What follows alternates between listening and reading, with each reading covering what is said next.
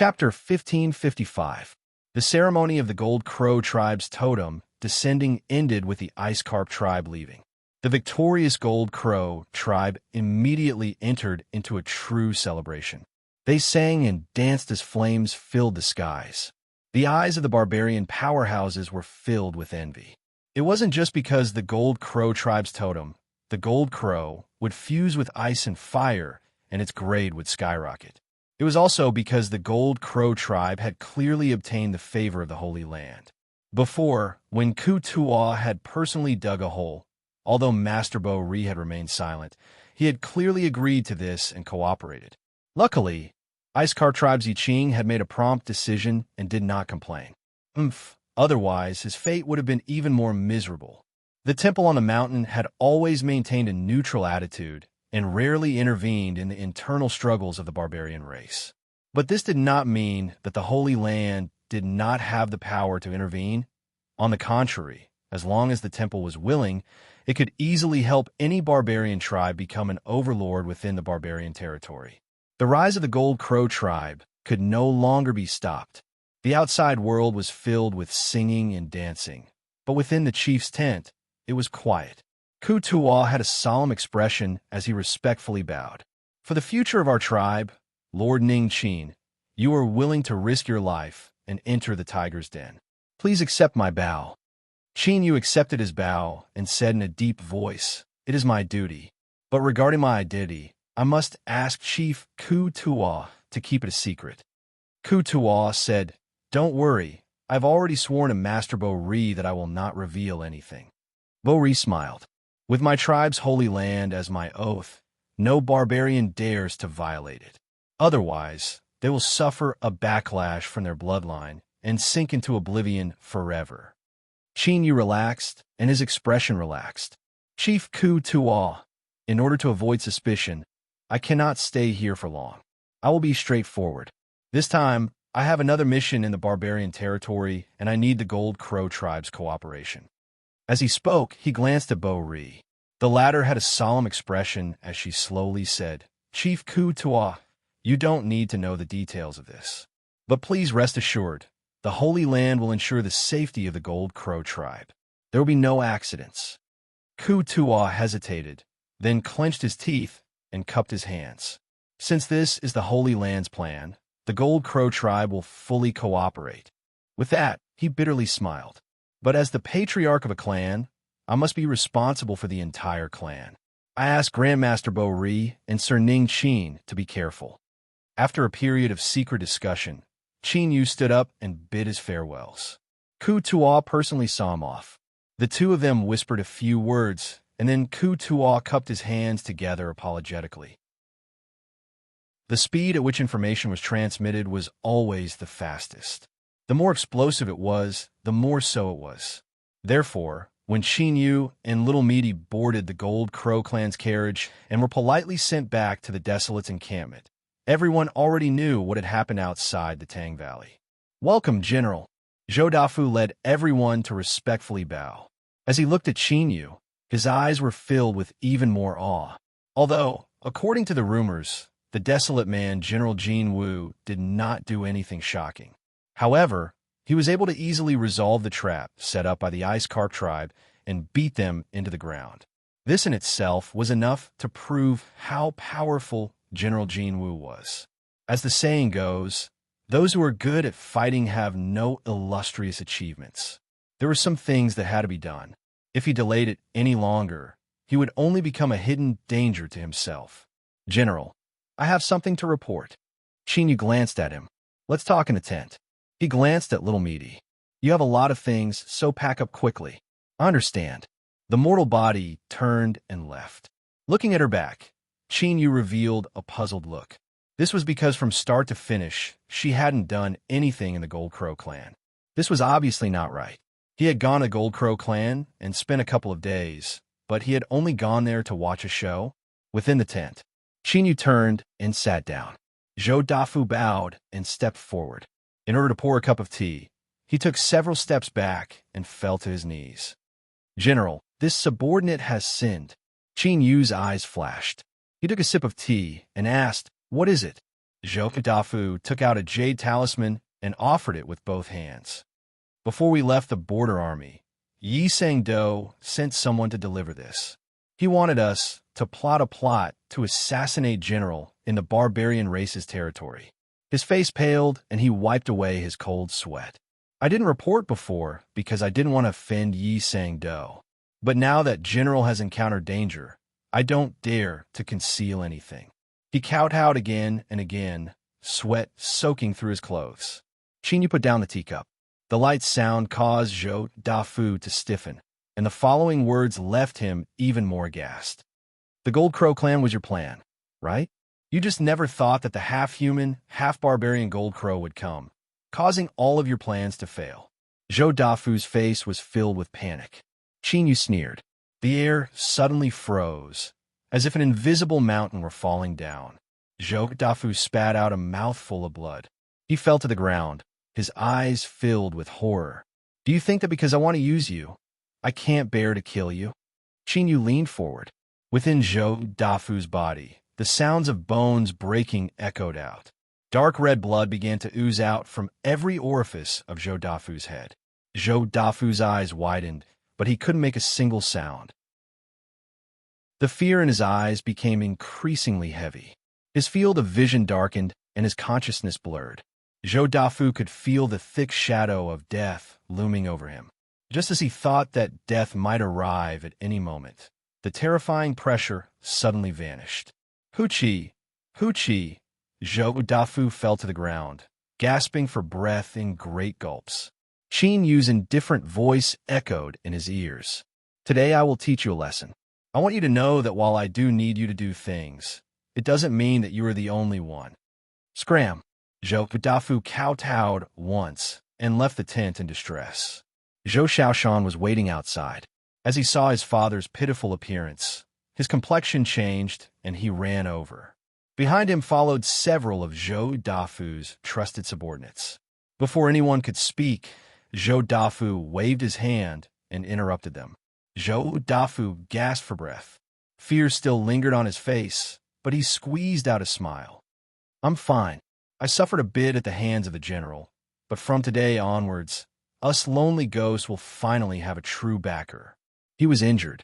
Although it didn't seem obvious, no matter how serious the injury was, as long as he didn't die, he could slowly recover. Zhou Dafu took a deep breath and said, Remember, from today onwards, we are the general's dogs. We cannot have any other thoughts in our hearts, and we cannot have any wishful thinking. If anyone dares to disobey us, I will be the first to skin them alive. In the tent, Qin Yu smiled. He didn't care whether or not Zhou Dafu was deliberately saying this for him to hear. But after today, there was no longer any possibility of him betraying the general. It wasn't just because Zhou Dafu's courage had been scattered, but because Qin Yu had done something to his body. It wasn't obvious, and he couldn't sense it himself. But he could quietly kill Zhou Dafu at any time. Qin Yu's eyes fell on the jade talisman in front of him. Yi Sang's icy cold eyes appeared in his mind. It seemed that the later Yi family really did have the intention to kill him. At the start, it was probably because they valued Yi Wangu. But now it was hard to say. Perhaps it was because Qin Yu had caused Yi Bohu to lose face in the imperial capital. Or perhaps it was because of his current position. The later Yi family absolutely didn't want another influence like them to appear in the imperial military, because that meant that there was a chance that the later Yi family would be replaced. A cold light appeared in Qin Yu's eyes. Although the current him was far from being able to compare with the later Yi family, he wasn't someone who could be casually killed. In particular, as things progressed smoothly, he would inevitably obtain more and more protection from the Western Wasteland imperial family. The ascetic cultivator lineage that had betrayed the brute race truly deserved to die. 2 days later, the Golden Crow tribe announced to the outside world that they would be inviting the Desolate Man trading team to the tribe to complete the follow-up transaction. The reason was to prevent the Desolate Man trading team from being affected by the outside world during the follow-up process. Everyone guessed that this was referring to the Ice Carp tribe. They had indeed suffered such a great loss, and that group of ice lumps had a motive. Another 2 days later, the desolate men broke camp and followed the Golden Crow tribe warriors into the depths of the brute race. Among them, the most eye-catching were the two giant trees. Their roots were pulled out from the soil and wove into thick legs. As they walked, their momentum was grand, and every step they took caused the earth to shake. At the same time, a secret rumor spread out from the Golden Crow tribe. The reason why the Golden Crow totem could advance and complete the fusion of ice and fire was because of the Desolate Man trading team. The Golden Crow tribe had acted out of character and invited the Desolate Man trading team to prevent this news from leaking out. A single stone stirred up 1,000 ripples. Instantly, countless eyes gathered on them, blazing hot. Before the truth was confirmed, no one was willing to offend such a Desolate Man trading team. Thus, their journey was smooth. Even though there were two giant trees in the team, they did not encounter any trouble. The chief of the Golden Crow tribe, Ku Tuaw, personally came out to welcome them. With a warm smile, he led the Golden Crow generals into the camp. The two giant trees that attracted everyone's attention took root near the Golden Crow tribe's camp. The countless green leaves on their branches were not affected by the high temperature in the air at all. On the contrary, it became even more verdant and dazzling, as if it was polished and sculpted from fine emerald jade. This scene fell into the eyes of the various tribes. It made them feel that the rumors were somewhat credible. The Golden Crow tribe's camp. In a large tent, Chin Yu and Hanya sat across from each other. "Grandmaster, this matter is of great importance. I must confirm it once more. Are you sure?" Hanya bowed. "General, put it down. I will guarantee it with my head." He turned his hand and took out a white pebble-like object. "General, once the boundary-breaking token is set up, place this object inside." "Good." Chin Yu's eyes brightened. "Then I will begin." Desolate Man's camp. After a day of silence, someone finally couldn't hold back and knocked on the gates of the camp. It was the Green Willow tribe. In the rumors, the barbarian tribe totem was an ancient divine willow that had existed for a long, long time. But 500 years ago, the divine willow failed in its attempt to make a breakthrough, causing thunder tribulation to descend. Although it didn't die, its foundation was damaged. For the last 500 years, the Green Willow tribe had spent countless resources and used every method they could, but they were unable to reverse the situation. The divine willow's condition worsened day by day, and it was on the verge of death. Because of this, they were the first to impatiently seek help. If the Golden Crow tribe's totem really had such good fortune because of the Desolate Man tribe, then they might be able to save the divine willow.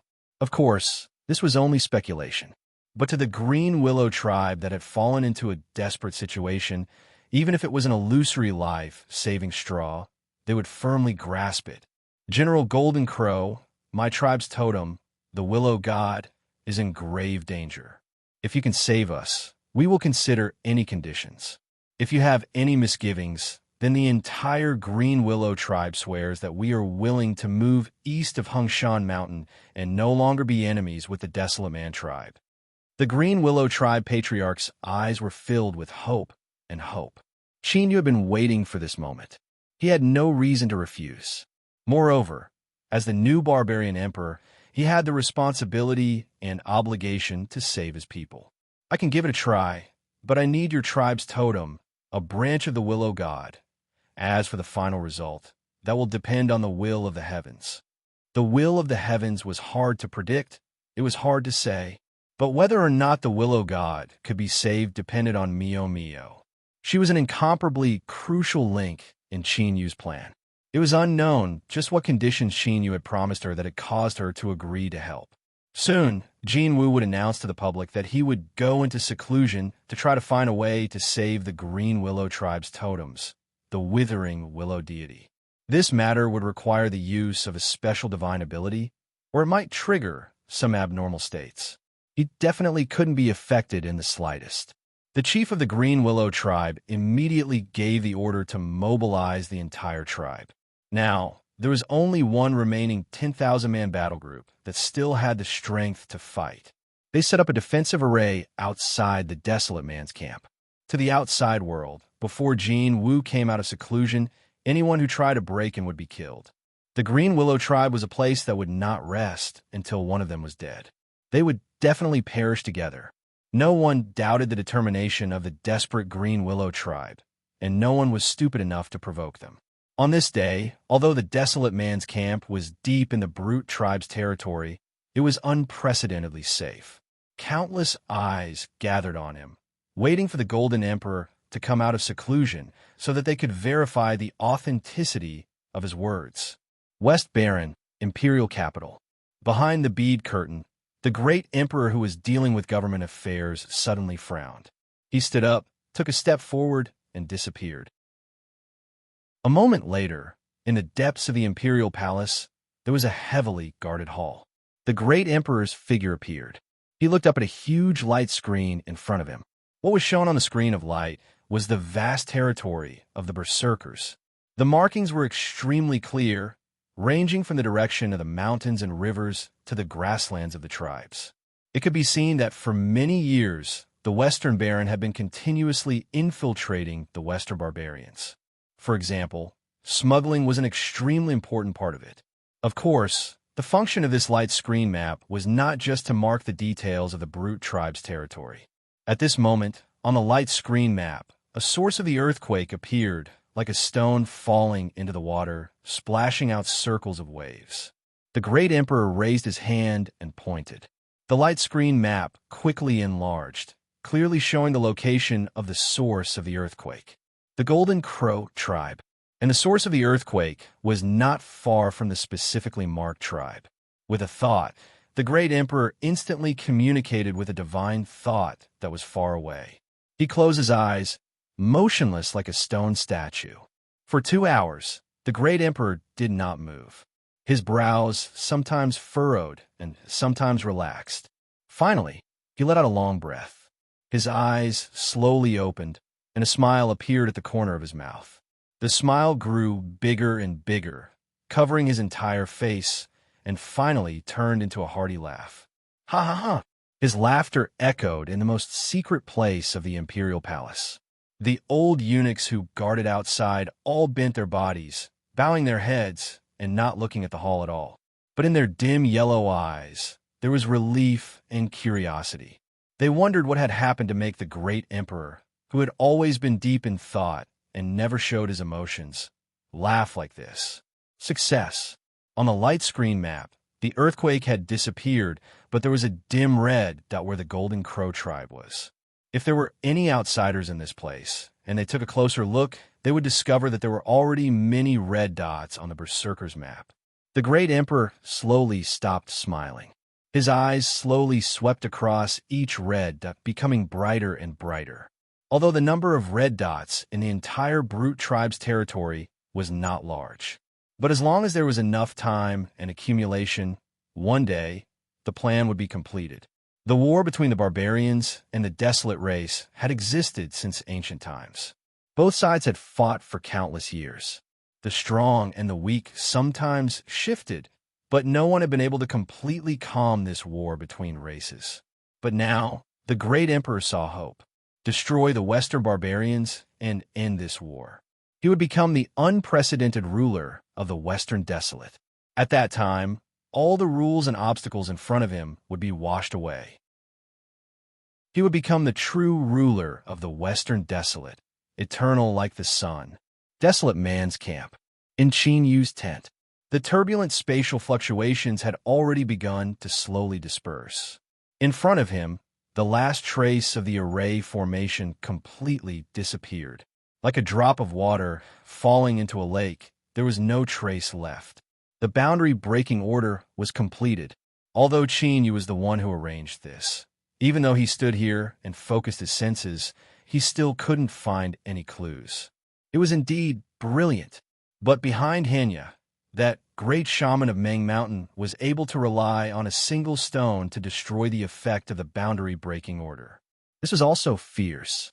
As mentioned before, the one who arranged the boundary-breaking order was Qin Yu. The stone pagoda had played a great role in this process. But for it to succeed so quickly and efficiently, that was all because of Hanya. This mysterious and unfathomable existence that hid in space and time did indeed possess all sorts of inconceivably formidable abilities. So, even if she mocked and ridiculed Chinyu and expressed all sorts of dissatisfaction towards him, he would still smile. After all, the more one used it, the thicker one's skin would become, gradually becoming invulnerable to swords and spears. Chinyu looked at the remaining materials for constructing the boundary-breaking order that had already been transferred out of the ring. His eyes flashed. With one success, there were naturally 2 more materials left. Any one of them was extremely precious. Otherwise, a half-step sovereign wouldn't have personally sent a projection to Chinyu. Secrecy was one reason, but the incomparably precious materials were also another. Before this, Chinyu already had a plan in mind. It was just that he hadn't been able to confirm it, and he hadn't found a suitable method to carry it out. But now, as Chinyu sensed the distant darkness, it seemed possible. But as for the specifics, he would have to wait and see. With a flick of his sleeves, he put away all the materials. Then, he cupped his hands together and earnestly said, "I must thank you for your help this time." Henya rolled her eyes. Who doesn't know how to say nice things? If you really want to be sincere, then give me something practical. Chinyu had a solemn expression. Please speak. If I can do it, I will not decline. Henya pointed a finger. This pagoda is quite good. She had made a similar request before. Cough. Chinyu bitterly smiled. The stone pagoda is of great use to me. Moreover, I promise to help him fulfill some of his wishes. Before I accomplish this, I can't go back on my word. The stone pagoda nodded again and again. As it saw Hanya glare at it, it scattered its projection in fright and hid back into Chinyu's body. Humph humph. A man's mouth really can't be trusted. Hanya turned and walked away. Then I'll put it on your tab. But little Chinyu, I must remind you that although credit is good for a while, when it comes time to pay it back, I hope you won't feel too uncomfortable. Chapter 1556. Desolate Man's Camp. Space shook like a river bursting through a dam. Terrifying waves swept out, seeming as if they would destroy the world. Although General Jean Wu had given them a warning ahead of time when he went into seclusion, it still caused everyone to feel uneasy. Golden Crow Tribe's patriarch Ku Tuo's forehead was covered with beads of sweat. If it weren't for Grandmaster Bo Ri standing there motionless like a mountain, he feared he wouldn't have been able to restrain himself and rushed out to investigate. In truth, this disturbance was too great and too horrifying. The Green Willow tribe remained unmoved. Even if they were sent flying backwards by the shaking space, they would still rush back in the next moment. They stubbornly stood guard outside the tent, their eyes cold and cruel, like hungry wolves waiting to devour their prey.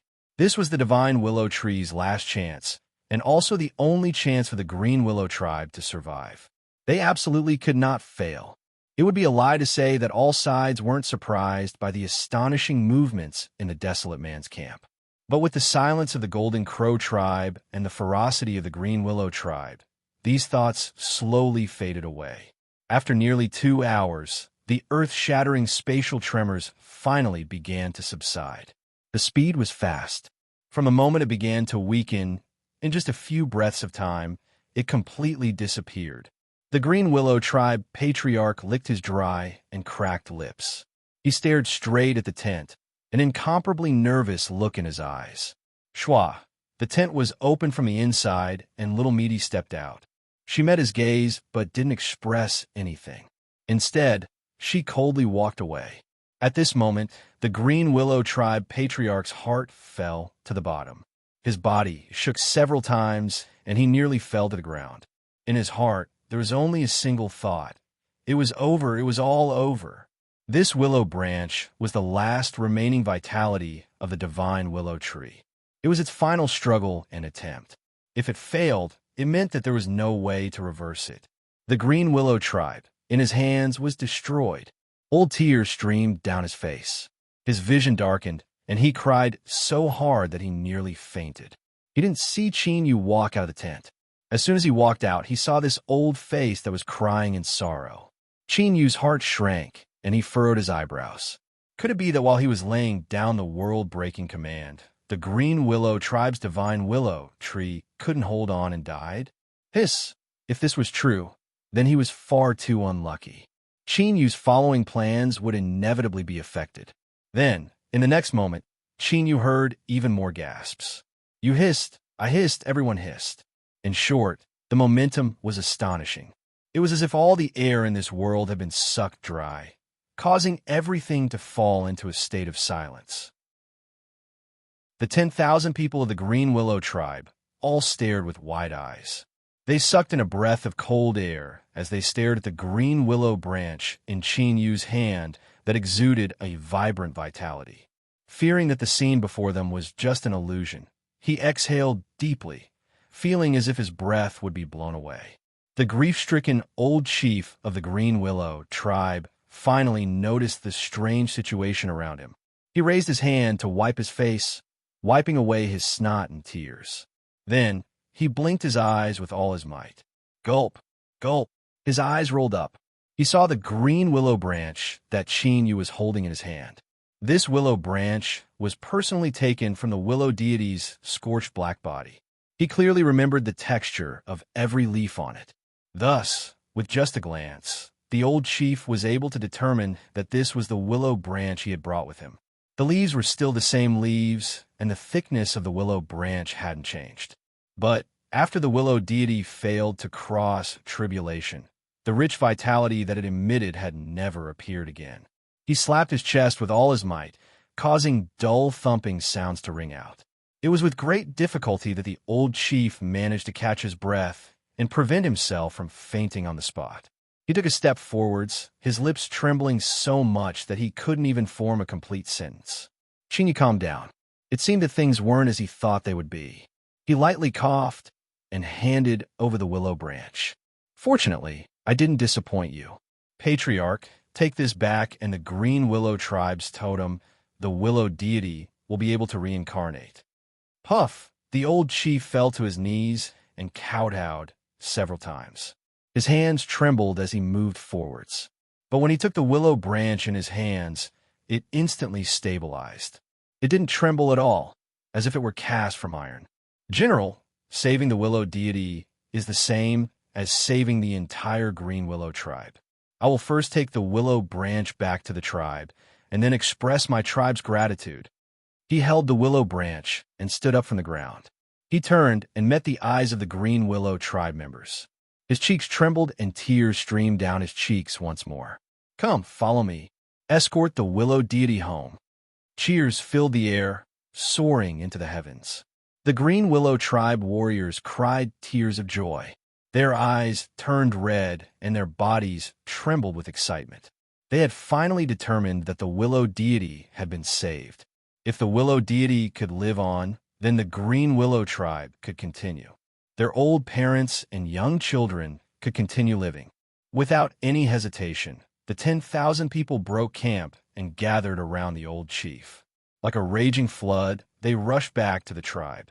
A wild aura soared into the heavens. It was like a sharp saber, enough to cut the world in half. There was nothing that could block their path home. Whoever stood in their way would die. The old chief wiped his tears. He looked around, his face filled with relief and excitement. It had been 500 years. After the willow deity had been struck by the thunder tribulation and struggled at death's door, the Green Willow tribe warriors had never felt such a strong and fierce aura again. But now, the Green Willow tribe was back. Countless eyes gathered in the Gold Crow tribe were filled with shock. The situation of the Green Willow tribe's totem, the willow deity, was not a secret. Did the desolate really save the willow deity? That was impossible. The fact that the willow deity could survive the heaven tribulation was because it had lived for a long time and had a deep foundation. Its origin had been scattered, and its foundation had been destroyed. It would definitely die. But the scene in front of them clearly told them that the Green Willow tribe had been saved from death's door. Kutuwa stood outside the tent, watching the Green Willow tribe leave. He felt the life force released by the willow branch in the old chief's hand. His face was filled with shock. With his level of cultivation, when he saw this willow branch at such a close distance, he naturally came to the conclusion that the Green Willow tribe's totem the willow deity, had really been saved. Even though the Gold Crow tribe's totem, the Gold Crow tribe, had only completed its evolution and achieved the fusion of ice and fire because of the desolate man's gift, the scene in front of him still made him feel incomparably shocked. Taking a deep breath, Ku Ta'al looked to the other side. Grandmaster Bo revealed a faint smile, but his eyes were calm, as if he had already expected this scene. Understanding dawned on Ku Tuo's face. He suddenly felt that he had grasped a certain truth. The true identity of the Golden Crow tribe general was not as simple as he thought. Across from him, Bo Ri's eyes were deep. "Chief, no matter what you have guessed, please keep this a secret." Ku Tuo's body trembled. He hurriedly bowed. "Grandmaster, do not worry. I swear by the Holy Land that I will not reveal even half a word to anyone." Next, the focus was no longer on the Gold Crow tribe. Instead, it shifted to the Green Willow tribe, which was growing weaker and weaker due to the death of the divine willow totem. Under countless gazes, the 10,000 people of the Green Willow tribe continuously escorted the old chief back to the tribe with a willow branch. Different from the rising aura of the Gold Crow tribe, the Green Willow tribe was shrouded in an aura of decay, like that of a dying old man.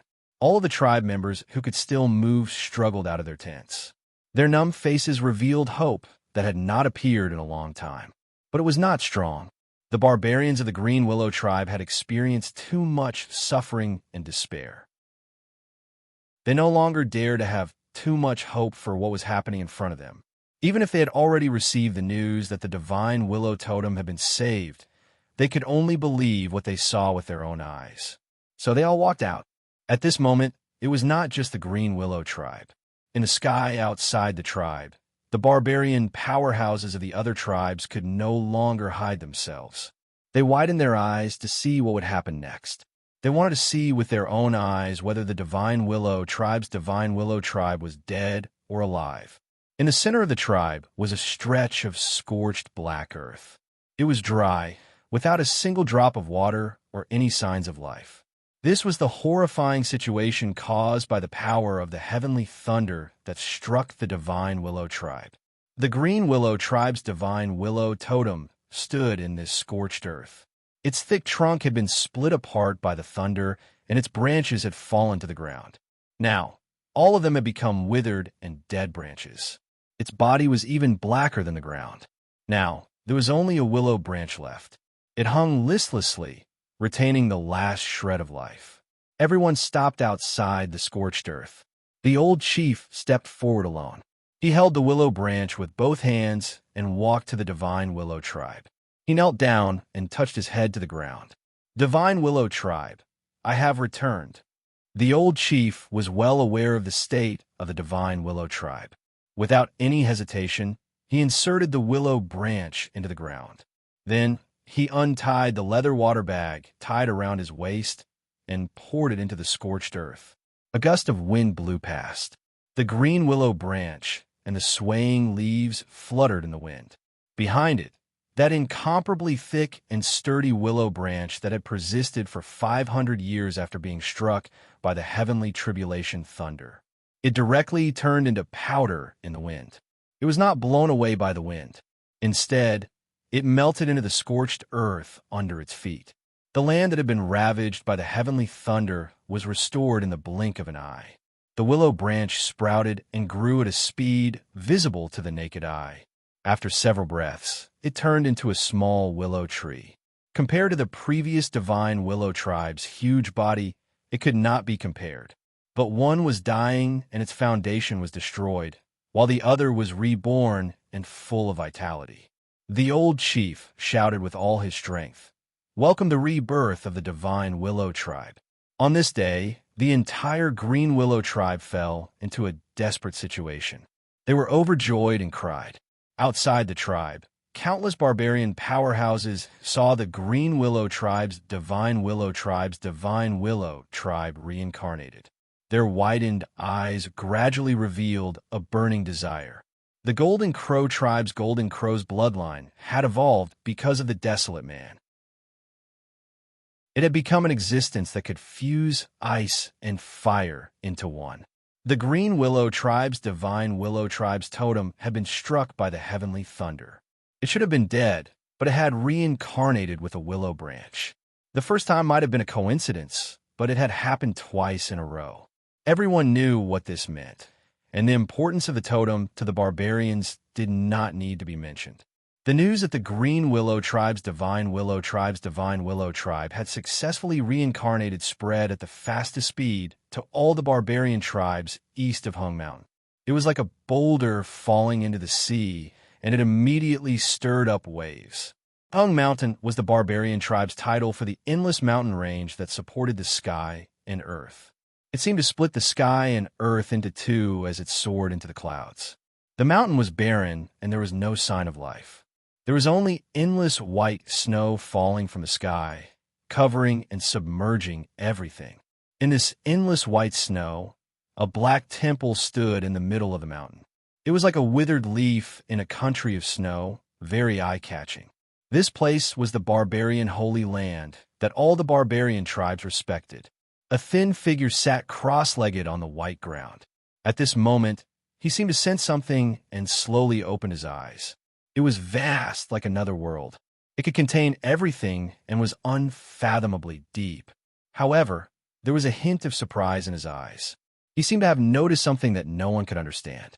Changing fate was incredibly difficult. If he was in perfect condition, he might have been able to do it. But how did His Majesty do it? Based on what he knew, the Berserker Emperor's bloodline provided him with great power. It did not possess any divine abilities or might. He blinked, and the emotions in his eyes faded away. Gradually, a hint of understanding appeared in his eyes. Since it was not His Majesty, then it should be that person by his side. He had sensed that person's presence before. It was like a bottomless abyss, like the high heavens, but it was also ethereal, like a bubble or an illusion. It was difficult for people to capture it and lock onto it. It was a mysterious existence that hid in time and space. Every time the world met, it would descend into a world. Its origins and realm were unknown, but it was without a doubt the existence that had existed for the longest time and possessed the most terrifying power. As a great Berserker shaman, the memories passed down in his bloodline allowed him to know more about this existence than anyone else. It was precisely because of this that the great shaman could not understand how this existence could stay by His Majesty's side. Even if His Majesty had signed a contract with this person, based on what he knew, this should not have happened. There should be some secrets that he did not know about. His body was small, his face was old, and his presence was inconspicuous.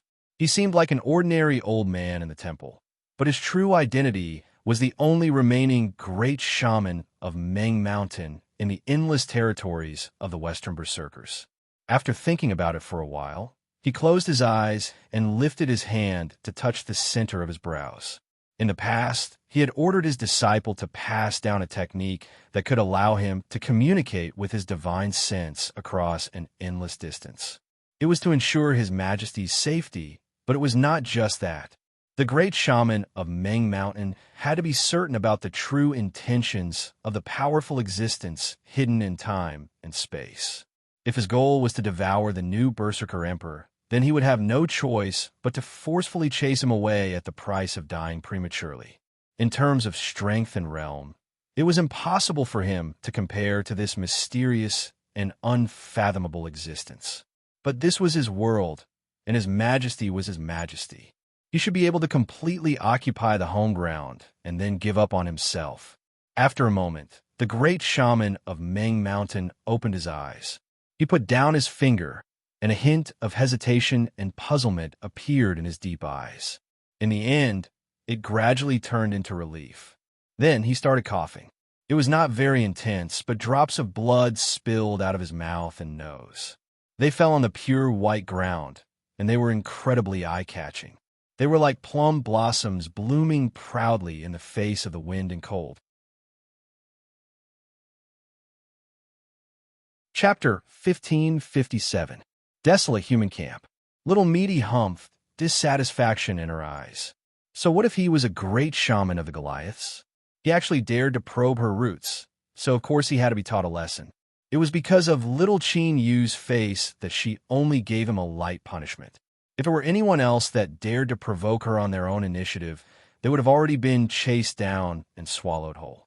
Wiping the corners of her mouth, little Meaty revealed a bit of helplessness. She had been a vegetarian for far too long. Although she had eaten something small, it was at most enough to fill her stomach. It couldn't be considered delicious at all. She had to find a way to eat something delicious as soon as possible. Otherwise, these days would be far too torturous. Thinking of this, little Meaty clenched her teeth. Little Qin Yu, if it weren't for you, then this great shaman who delivered himself to my door would have already entered my mouth. So, you have to display your talent as a troublemaker as soon as possible. Hurry up and find an enemy to deliver themselves to your door. These days couldn't be passed too peacefully. Hanya was asking about Qin Yu's personal experiences during the process of constructing the world-breaking token. She recorded it down and passed it on to her teacher. Qin Yu knew how important this matter was, so he said everything he knew without holding anything back, recounting the entire process. He had completed the construction process in one go, and the process had been extremely smooth. But in truth, the reason that the Western wilderness had been slowly advancing the world-breaking token for countless years wasn't just because there was too much movement during the construction process and it was easy for the Goliaths to detect, but also because the difficulty of constructing it was horrifyingly high. With Qin Yu's current cultivation and vision, if it weren't for the stone pagoda's help as well as Ruru's sneering advice at the critical moment, then let alone succeeding in one go, even if all 3 sets of materials were destroyed, it would have been impossible to smoothly complete it. After speaking the last part, Qin Yu pondered. After making sure he hadn't missed anything, he said, "I only remember this." Hanya nodded. She thought for a moment and asked a few more questions. After obtaining an explanation, she smiled. "I'll have to trouble you, General." Qin Yu said, "Grandmaster is too polite. Everything you and I have done has been for the Goliaths." Hearing this, Henya stood up and respectfully bowed, a look of respect on her face. "On behalf of the various Goliaths, I would like to express my gratitude to General." Qin Yu knew what he was thanking him for. He accepted this bow and slowly said, "As I said just now, everything is for the Goliaths." There was a hint of worry in Hanya's eyes. "I'm afraid that this will make the desolate man dissatisfied, and they will suspect you." Qin Yu said, "Grandmaster, there is no need to worry. As long as the matter of the world-breaking token isn't discovered by the Forsaken Ones, they will choose to acquiesce." Henya thought about it and slowly nodded. "There are many accidents in this world. If something really happens, you must take care of yourself." Qin Yu smiled and nodded. "All right." At this time, Henya suddenly closed her eyes. Qin Yu's eyebrows arched up. He could feel that cryptic divine sense fluctuations from her once more. The great shaman of Ming Mountains. Could it be that some sort of accident happened to the world-breaking medallion that was set up earlier? Thinking of this, Qin Yu revealed a dignified expression. In just a few breaths of time, Hanya opened her eyes, and the obscure divine sense fluctuations around her had completely disappeared. He looked into Qin Yu's eyes and said, "General, there is no need to worry. There isn't a problem with the world-breaking token." After a brief pause, a strange expression appeared on Hanya's face. "Just now, teacher sent me a divine sense message asking me to ask if the Green Willow tribe was able to defy the heavens and change the fate of the Willow God totem, to forcefully extend one's life force. Is this too much of a burden for you?"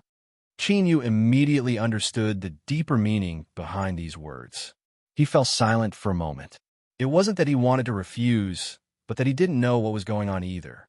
Although it seemed like Ruru saving that willow branch would only take a moment, just because it was a short period of time didn't mean it was easy. Qin Yu's silence fell into Hanya's eyes. She immediately thought of something and said, "General, there is no need to feel awkward. Teacher told me that if things aren't easy, then I should pretend I never mentioned it." Qin Yu waved his hand. "Grandmaster Hanya has misunderstood me.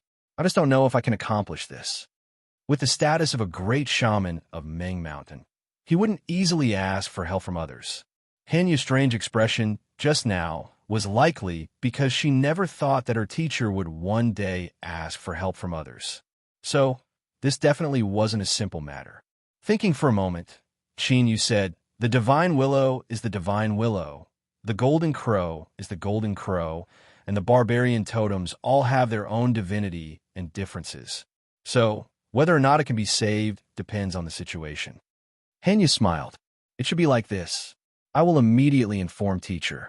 I believe there will be news soon." He closed his eyes and released a fluctuation of his divine sense. Seeing this, Yu subconsciously narrowed his eyes. Before this, the great shaman of Meng Mountain had asked Hanya to appear and teach him how to revolve his divine sense. In other words, if the great shaman of Meng Mountain wanted to, he should be able to directly contact him. But the great shaman didn't do this. He still looked for his own disciple to act as a middleman. There might be a reason for this. Shua. Hanya opened her eyes. Teacher said that he will send out an envoy to pay respects to General. There is no need for you to do anything. When the time comes, you will naturally see him. Yu nodded. All right. The Golden Crow tribe became the focus of attention once more. They were even more eye-catching than before, and their burning gazes nearly ignited the air. In the camp of the desolate, there were smugglers who made a living in the shadows all year round. Although they were used to seeing life and death, it would be a lie to say that they weren't apprehensive and fearful in the barbarian territory.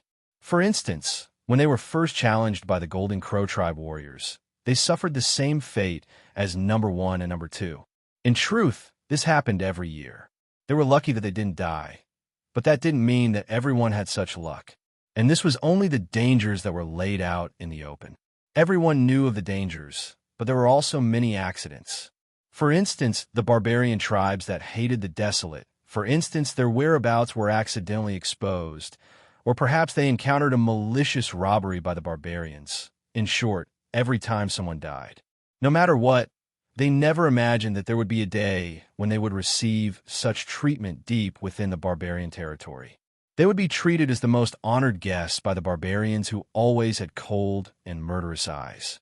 Outside the camp, the desolate who were responsible for guarding the camp looked at the smiling barbarians who wished they could write the word humble on their faces.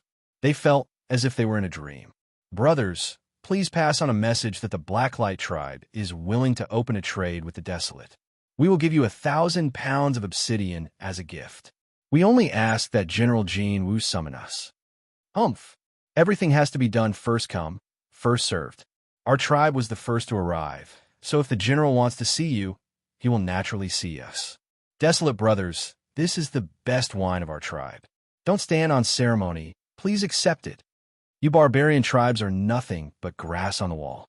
You come to see the general, but the Wuya tribe has long been a trading partner of the Desolate brothers. Brother, you look familiar. We must have met before. You must know that our Wuya tribe has always been close to the Desolate man. So please help me pass the message that our tribe leader is here to pay his respects to General Jean Wu.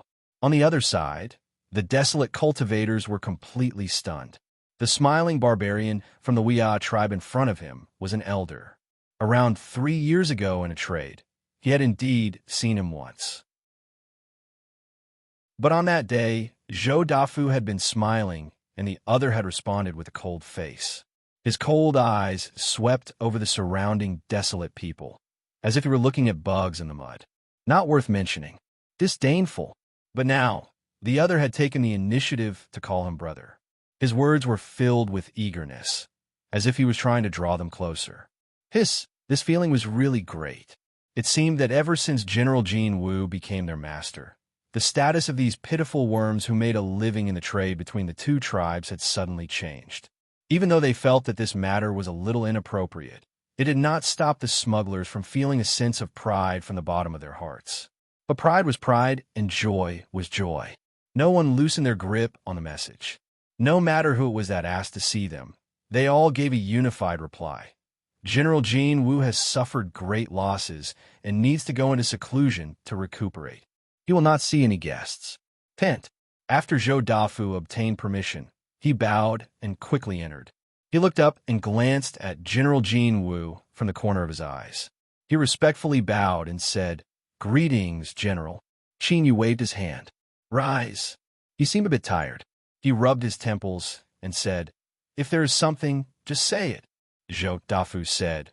"Reporting to General, there are more and more barbarian tribes asking to see you outside the camp. There is no lack of strong barbarian tribes among them.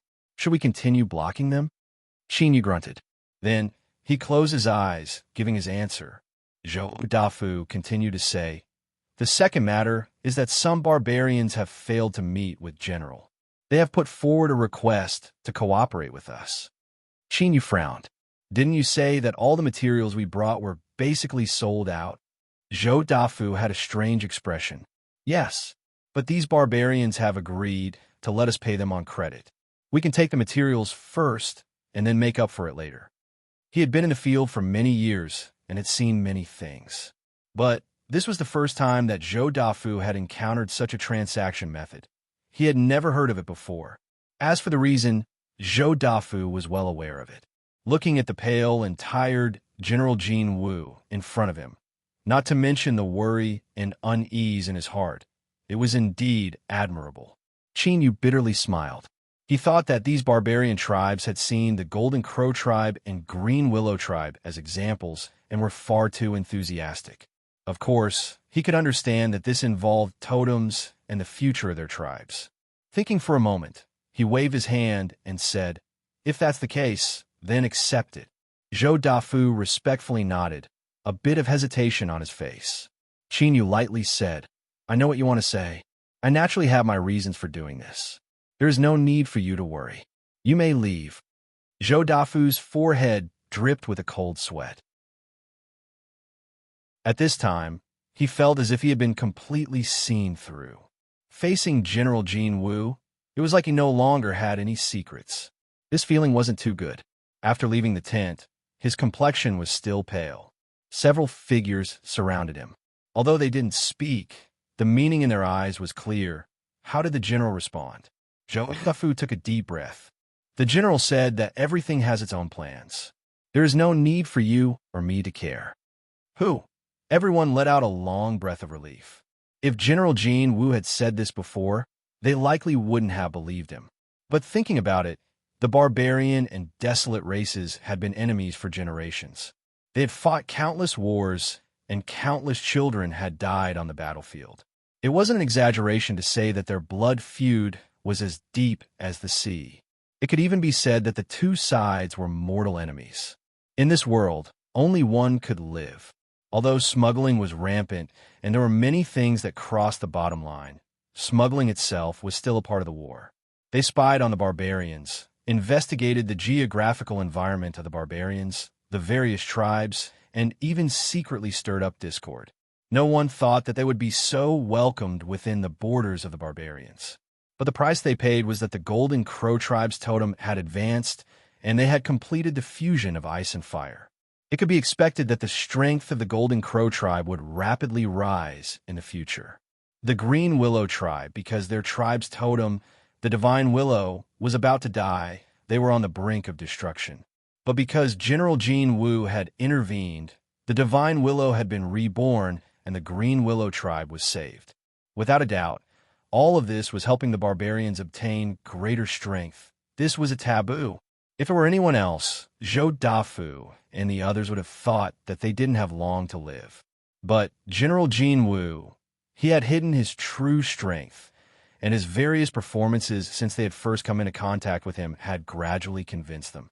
As long as the general said it was fine, then it was fine. As for why it was fine, only the heavens knew. Within the camp, there was a bit of restlessness. But before it could spread, it was extinguished. Western Border Army Camp. The Great General's Tent. In the Great War between the Border Army and the barbarians, over 1 million corpses were left behind on both sides. As the barbarians retreated, the stalemate between the two sides was gradually restored. Small frictions continued every day, but there were no longer any large-scale battles. The overall situation had truly calmed down. But everyone knew that the great general had been in a bad mood recently. From morning till night, His face was dark and gloomy, and the aura around him was frighteningly low. Only the advisor closest to him, the old man from the Yi family, knew the reason. The great general had failed once more. Not only had General Jinwu not been dragged into the quagmire by the Ice Carp tribe and suffered a miserable fate, but he had instead calmly taught the Ice Carp tribe a lesson. He had nearly cut off the capable arms that the great general had managed to find in the depths of barbarian territory with great difficulty. But recently, the situation had changed once more. In the last several days, the great general had received over a dozen secret letters from the barbarians. Although the contents were unknown, a smile gradually appeared on the great general's face. This caused everyone in the tent to breathe a sigh of relief. But at the same time, they were also curious as to just what was mentioned in the letters. The advisor close to him probed and asked a few questions. Yi Sang smiled and said, "This matter isn't a secret at all. You will soon find out." As he finished speaking, he stood up and walked straight towards Wu Shuai's tent. General Jin Wu had an extraordinary status. Even if he obtained concrete evidence and wanted to impeach him in the imperial capital, he would still need Wu Shuai's personal approval. Only then would it have more weight. Yi Sang had already learned that Wu Shuai and King Heavenspan had come to some sort of agreement through their conversations. But this didn't affect the fact that when General Jin Wu had a major problem, Wu Shuai could join forces with him to deal him a heavy blow. And Wu Shuai definitely wouldn't refuse such an opportunity. Soon, a military memorial signed by Yi Sang and sealed by Wu Shuai was sent directly to the imperial capital's military headquarters through a transmission array. Like an earth dragon turning over, it instantly set off perilous waves. The contents of the military memorial could be summarized in one sentence. We have investigated and found out that General Jin Wu, Ning Qin, has been aiding the enemy within the barbarian territory. Of course, this was about the Golden Crow and Green Willow tribes. To the desolate, this was the greatest betrayal. Because of the previous incident involving General Jin Wu, the military headquarters was shaken. The first thing they did was contact the Western Border Army camp to confirm the truth of this matter. Otherwise, if they were to become a joke again, where would the face of the military be? After obtaining confirmation from the Border Army 3 times, the military memorial was sent to the Imperial Palace at the fastest speed possible. We respectfully await the divine judgment. Chapter 1558. Western Frontier Army. Commander's Tent. Wu Tongtian smiled, but didn't speak. He stood beside a map of the border war, quietly looking at it. Behind him were 2 trusted subordinates and a counselor who had followed him for many years. When their eyes met, they revealed bitter smiles. If you have something to say, then say it. There is no need to hide anything between us. Wu Shuai lightly said. One of them was the most valued subordinate general. In terms of bloodline, he could be considered a distant nephew of Wu Tongtian. He knew that his uncle was his only backer in the Empire's army, and he had always been loyal to Wu Tongtian. He clenched his teeth and stepped forward. Commander, I have already obtained follow-up information from the various barbarian tribes. This matter is far too obvious. It is as if the barbarians took the initiative to pass on information to us. How could General Jinwu not know? Knowing this, he still did what he did to the Golden Crow and Blue Willow tribes. There must be a problem here. This was a tactful way of reminding Wu Tongtian that there might be a conspiracy. The counselor nodded. Commander, this is indeed the case. Should we wait and see a little longer? Although His Majesty in the imperial capital had sent the Skybearing King and reached a compromise with Wu Tongtian, anyone with a discerning eye could tell that he was extremely angry with his own commander. In the past, when General Jinwu died, the commander's prestige had already been damaged. If something like this happened again, the consequences would likely be dire. Wu Tongtian turned around and swept his eyes over them. He picked up a teacup and took a sip. I'm in charge of the Western Frontier Army and command all the troops. I received a report from Great General Yi Sang that General Jinwu Ning Qin supported the enemy. This is a fact. He put down the teacup. His gaze was deep and distant, as if he had crossed through endless space and was looking at the distant western wasteland capital. I don't know about some of the arrangements made by His Majesty and the Emperor clans, but everything I do is my duty as a commander. Even if there is something wrong, there won't be a problem.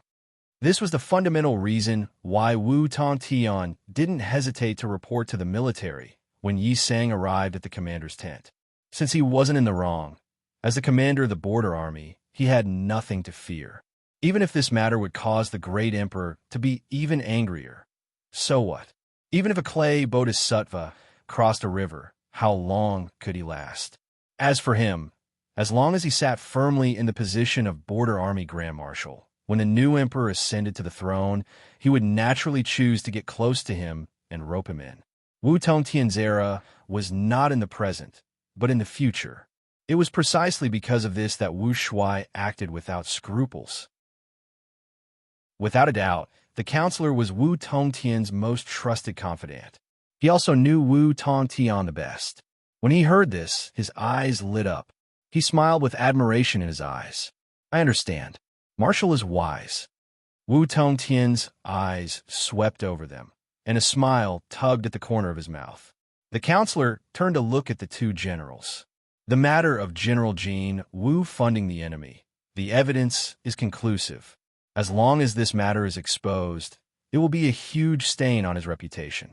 Regardless of whether or not there are other secrets behind this, whether or not the Emperor clans continue to protect General Jin Wu, apart from smuggling, it will become another mountain blocking the road ahead. After this incident, the final outcome of the imperial capital is no longer important. Jin Wu's path of becoming a general has already been completely severed. As long as he doesn't take control of the border army before the new emperor ascends to the throne, what awaits him in the end is only a tragic end. Wu Tongtian turned around and continued to look at the map of the border war behind him. A cold smile appeared on his face. This was the so-called magnanimity of the great, and the prime minister's heart could move a boat. But he was only a common martial artist in the border army. Did he really think he had no grudges in his heart?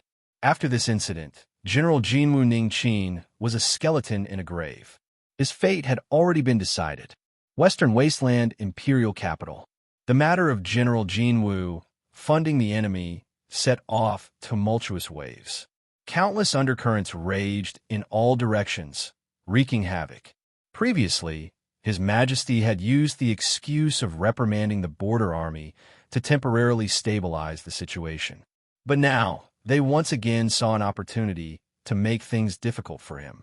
His Majesty had sat on the throne for far too long. It was time for him to step down and enter the emperor's tomb like the previous emperors of the Western Wasteland.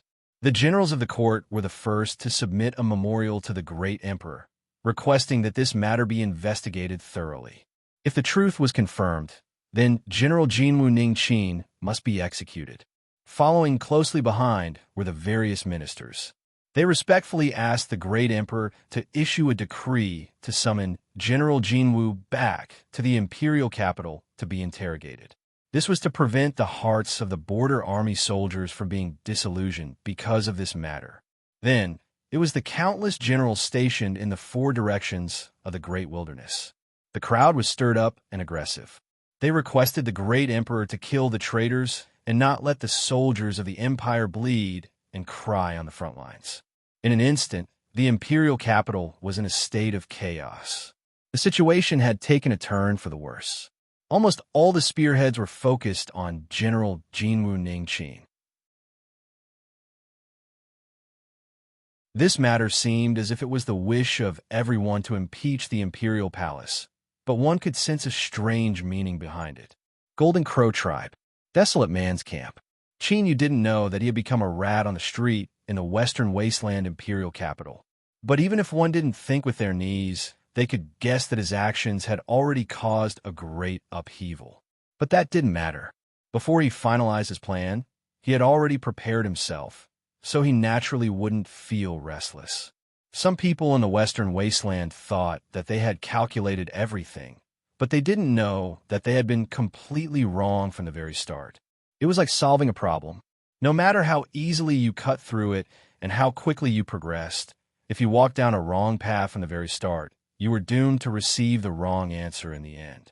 What Qin Yu was considering now was that he should return to the Western Border Army. This was the so-called going too far, was as bad as not going far enough. First, he helped the Golden Crow tribe advance their totem Golden Crow. Then, he defied the heavens and changed his fate to help the Green Willow tribe's totem Divine Willow tribe regain its vitality. These two matters, either one of them was enough to shake the hearts of the people.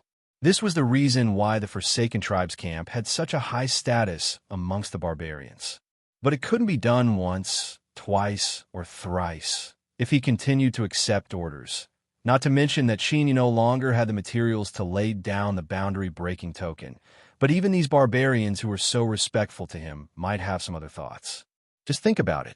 If the Forsaken General Jin really could casually help the barbarian tribe's totem complete an inconceivable transformation, then all the barbarians would go crazy.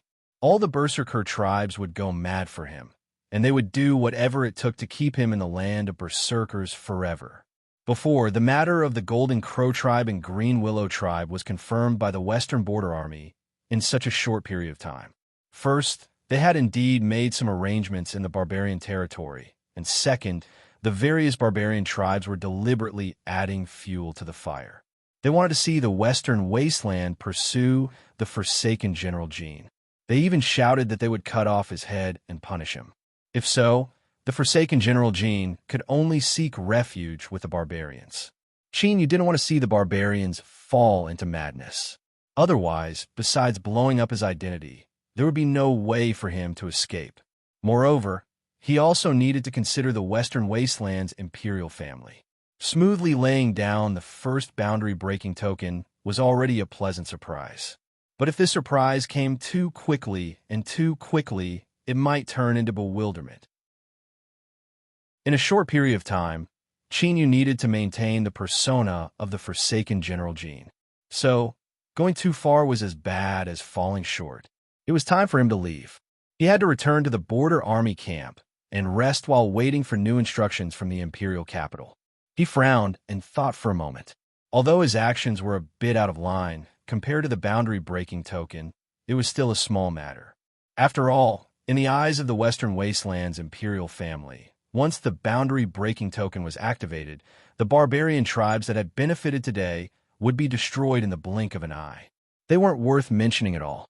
Letting out a breath, Qin Yu stood up and walked outside. 3 days ago, he had told little Meaty to leave the barbarians as soon as possible. But even now, she hadn't responded. Qin Yu wanted to see just what she was doing. When he arrived at little Meaty's tent, Qin Yu found nothing. After asking, he learned that she had left yesterday and had gone to the Golden Crow tribe's camp. Qin Yu's eyes flashed. He turned and left. With his current status, entering and leaving the Golden Crow tribe was no problem at all. Patriarch Ku Tua personally came to greet him. His smile was warm and friendly. "General, have you come to find your wife?" Qin Yu cupped his hands together. "Yes. May I ask where she is?" Patriarch Ku Tua gestured with his hand. "General, please follow me." Little Meaty was in Tang Valley. This place was the core of the Golden Crow tribe's camp. It was the hub of a great heaven and earth array that could naturally gather the power of the world's fire spirits. As the Golden Crow totem completed its evolution, ice and fire fused together. The atmosphere of the hub changed once more. The air became even hotter, and everything around them was distorted. However, the sky was covered with thick layers of clouds. Snowflakes fell from the sky, each one giving off an astonishing chill. As the snowflakes fell into the valley, they didn't clash with each other at all. They directly fused into the sea of fire like some sort of extremely cold fuel, causing the magma to become even redder. The scene was strange, and now magma roiled within the Tang Valley, occasionally shooting into the sky and turning into layers of crimson curtains. It rose and fell, cutting off the view of the outside world, making it impossible to see what was happening within. Patriarch Ku Tua pointed a finger. "Yesterday, the madam entered the Tang Valley. Although I don't know the specifics, the Golden Crow totem told me that there is no need to interfere." Qin Yu thought for a moment. He said, "Patriarch, can I enter?" Patriarch Ku Tuaw said, "This is the Golden Crow's residence. It is up to it to decide." Yesterday, the Golden Crow totem nodded, allowing the madam to enter. As he spoke, he revealed an apologetic expression, but he bitterly smiled inwardly. After the Golden Crow advanced, not even he, the patriarch, was allowed to take half a step into the Tang Valley. As he watched little Meaty, a desolate person, being welcomed into the Tang Valley by the Golden Crow. Even though he knew that she was the wife of the Golden Crow general and that they had helped the Golden Crow advance, he still found it hard to describe. He also wondered if it was possible that after the Golden Crow advanced, its mind had suddenly been enlightened and it had understood the word aesthetic. If this was really the case, then this would put Patriarch Ku Tuaw in a difficult position. He had already lived for thousands of years with this face. If he suddenly changed his appearance, although it wouldn't be too difficult, once others guessed the reason, wouldn't they laugh until their teeth fell out? Luckily, the Golden Crow general only had the appearance of an average person. Although he was a bit better than him, it was still relatively limited. Suddenly, at the edge of the Tang Valley, columns of fire and magma shot into the skies. As they approached Chinyu, they were suddenly extinguished. It was as if a channel had been opened for him in this endless sea of fire. Chinyu cupped his hands together. "I will go first. Farewell." He turned and walked away. As he walked, the magma shot into the skies, sealing off the channel. Patriarch Ku Tuaw stood outside the valley, his eyes fixed on the scene. His heart became increasingly complex. If it weren't for the fact that he was well aware that it was impossible for the Golden Crow totem to separate from the Golden Crow tribe and exist independently, then he really might have been worried that after the Golden Crow advanced, it would become someone else's spirit pet. Otherwise, how could this be possible? Ku Tuaw wryly smiled. He thought for a moment and then ordered an elder to stay outside the Tang Valley and keep watch. He turned and hurried away to find Grandmaster Bo-ri. If he didn't inquire about this matter, he wouldn't be able to rest easy. As he entered the Tang Valley, waves of heat filled the skies. Qin Yu's thoughts stirred. Space and time around him began to twist. As time passed, and he used soul planting more and more, using it in such a small area became increasingly easy for him. The endless heat was immediately isolated outside. As he moved forwards, the magma and flames retreated as he reached the depths of the Tang Valley. Finally, he saw little Meaty sitting on a black stone in the magma. She seemed to be cultivating. At this time, she opened her eyes and glanced at Chinyu before closing them again. As for Chinyu, he coughed, an awkward expression on his face. He turned slightly to the side and said, "It's been 3 days and I haven't received a reply from you. So, I came over to take a look." These words were extremely weak, but if he didn't say anything, it would be hard to divert his attention.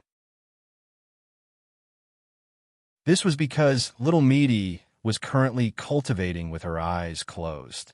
Her clothes seemed to be unable to withstand the heat. Here, the scorching hot aura was burning. It was as if the sun was shining brightly everywhere. When her clothes were covering her, he hadn't been able to see her clearly. But now that he observed her, he discovered that her petite figure wasn't small at all.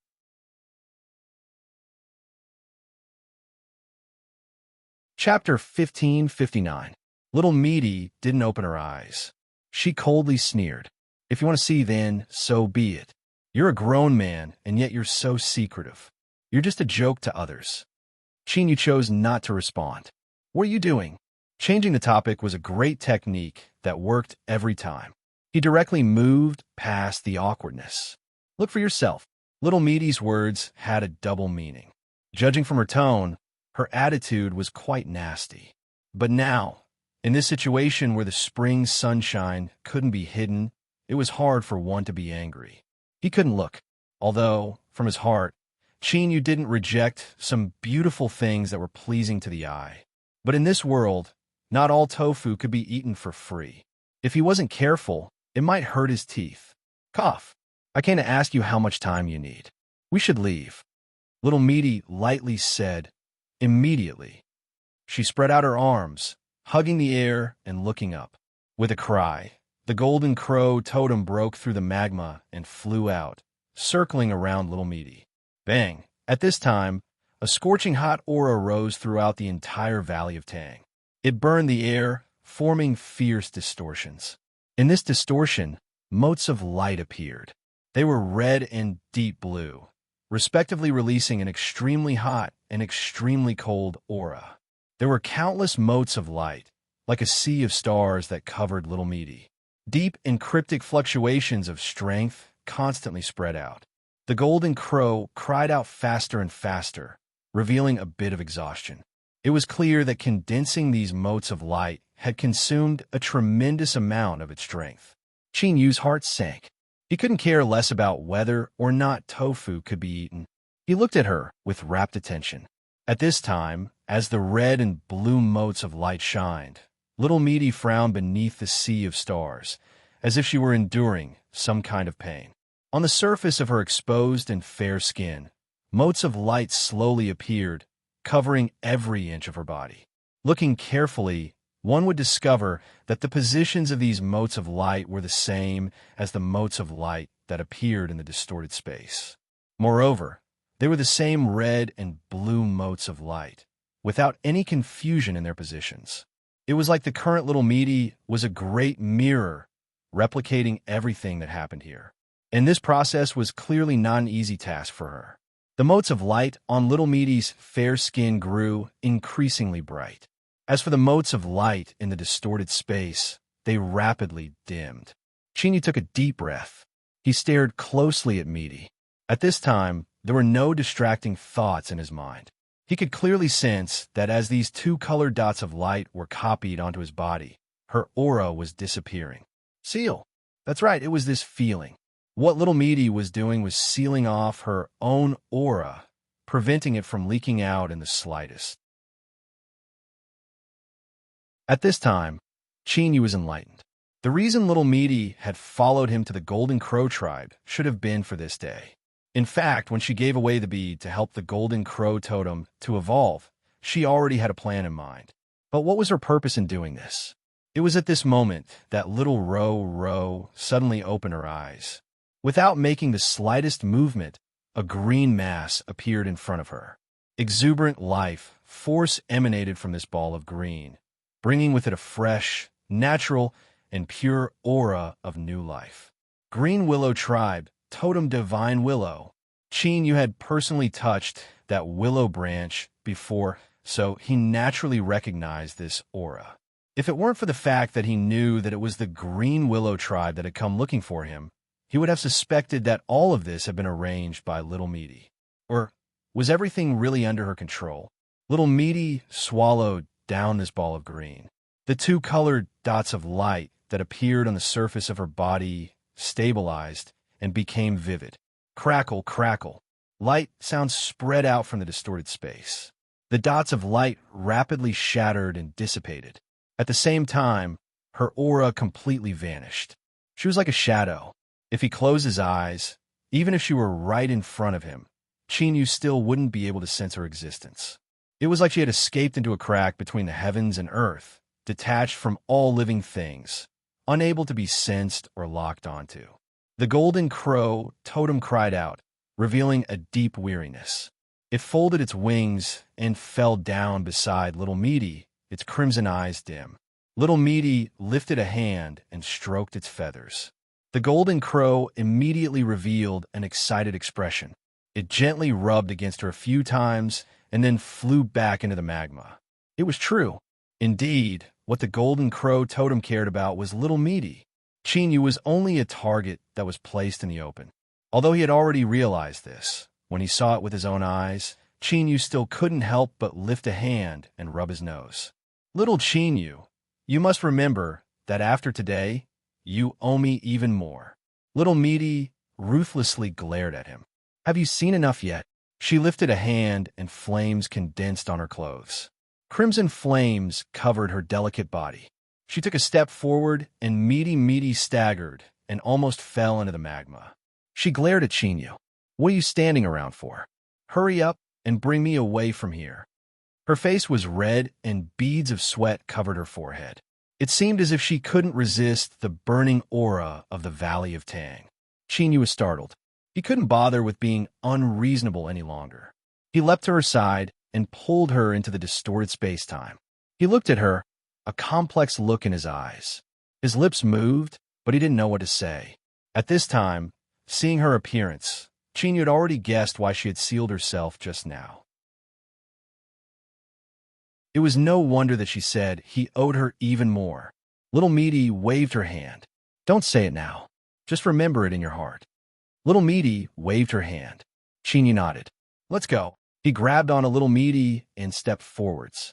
Wherever they went, the monstrous sea of fire parted. The Golden Crow tribe elder, waiting outside the Valley of Tang, saw the sea of fire parting in the distance. He hurriedly sent a message to the patriarch and welcomed them with a smile. General, madam, the patriarch has some matters to deal with. He told me to wait here. Qingyu knew that Little Meaty didn't like speaking with outsiders. He directly said, I'll have to trouble you. Please inform Patriarch Ku Tuo that the two of us will bid our farewells here. The elder didn't dare to stop them. He hesitated for a moment before bowing and retreating. They didn't stop along the way. But just as they were about to leave the Golden Crow tribe, Ku Tuo hurried over and apologized. General, madam, how about we stay a little longer? I have already ordered people to prepare a banquet. Qingyu glanced at him, his eyes deep and profound. Ku Tuo suddenly felt as if his entire being had been seen through. A bit of discomfort appeared on his face. He coughed and forced a smile. There are indeed several people who are on good terms with my tribe. They came to me, and I couldn't refuse them, so I had no choice but to come and try. Grandmaster Bo Ri had already given him a clear response. He didn't need to worry too much about the Golden Crow totem. Thus, he was in the mood to do these things. Of course, the so-called on good terms was probably a bit of it. But if Ku Tuo spoke, he must have received some benefits. If the Golden Crow tribe patriarch saw this, then these Goliath tribes would surely be generous. Qingyu smiled. I asked Patriarch to pass on a message for me. Madam and I have suffered great losses and are unable to do anything more. Tomorrow, we will set out to return. General is leaving. A trace of panic appeared in Ku Tuo's eyes. Qingyu immediately understood. This Golden Crow tribe patriarch had received far too many things. He actually couldn't arrange for everything at once. Blinking his eyes, Qingyu said, If Patriarch is willing, then I can tell others that you are my good friend. Ku Tuo's eyes brightened. He laughed. General, what are you saying? You and I are good friends with similar temperaments. He walked over and clasped his hands. Without batting an eyelid, a storage ring fell into Qinyu's hand. A one-time transaction or a steady stream of profits, which was more worth it? This was a very simple question to decide. Little Meaty frowned. Qinyu's smile faded. Farewell. Patriarch Ku Tuo hurriedly saw him off. As he watched Qingyu and Little Meaty leave, he frowned. As he turned around, his forehead was covered with beads of sweat. This madam was truly strange and unfathomable. No wonder she had the qualifications to become the wife of General Jin Wu. Just now, she had rolled her eyes at him. Although she was clearly cute and charming, it caused his mind to stiffen. He had to use all of his strength not to reveal anything. And what was even more terrifying was that he couldn't sense this madam's aura at all. She was right in front of him, yet she was also far away. The Desolate had broken camp and were about to return. Even though the Golden Crow tribe had announced the news ahead of time to appease them, such as that General Jinwu would soon return, and so on. But outside the camp, there were still crowds of people. It was unknown how many barbarians had come, but their eyes were filled with longing and longing. Before this, they had deliberately spread the news. As long as the Desolate's border army camp wasn't blind or deaf, they would surely have received the news. But even after several days passed, there was still no movement. It was like a giant stone had fallen into the water, quietly falling into silence. This left the barbarians depressed. It wasn't that no one had any devious thoughts. For instance, they should have taken down General Jin Wu and detained him in the barbarians' territory. However, when he saw the calm expression of Reverend Bo Ri beside the carriage, he suppressed these thoughts. The attitude of the Holy Land was not something they could defy. General Jinwu, please take care. I hope that you will return to the barbarians soon.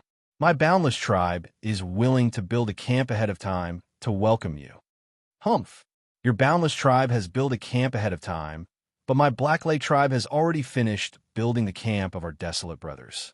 General Jinwu, if you want to choose a place to stay, please consider us for the sake of our sincerity. And us, there was an uproar. The various barbarian tribe powerhouses, many of whom were at the elder level, no longer cared about face. In the tribe's totem lucky chance in front of them, what was face? At this time, there was a commotion.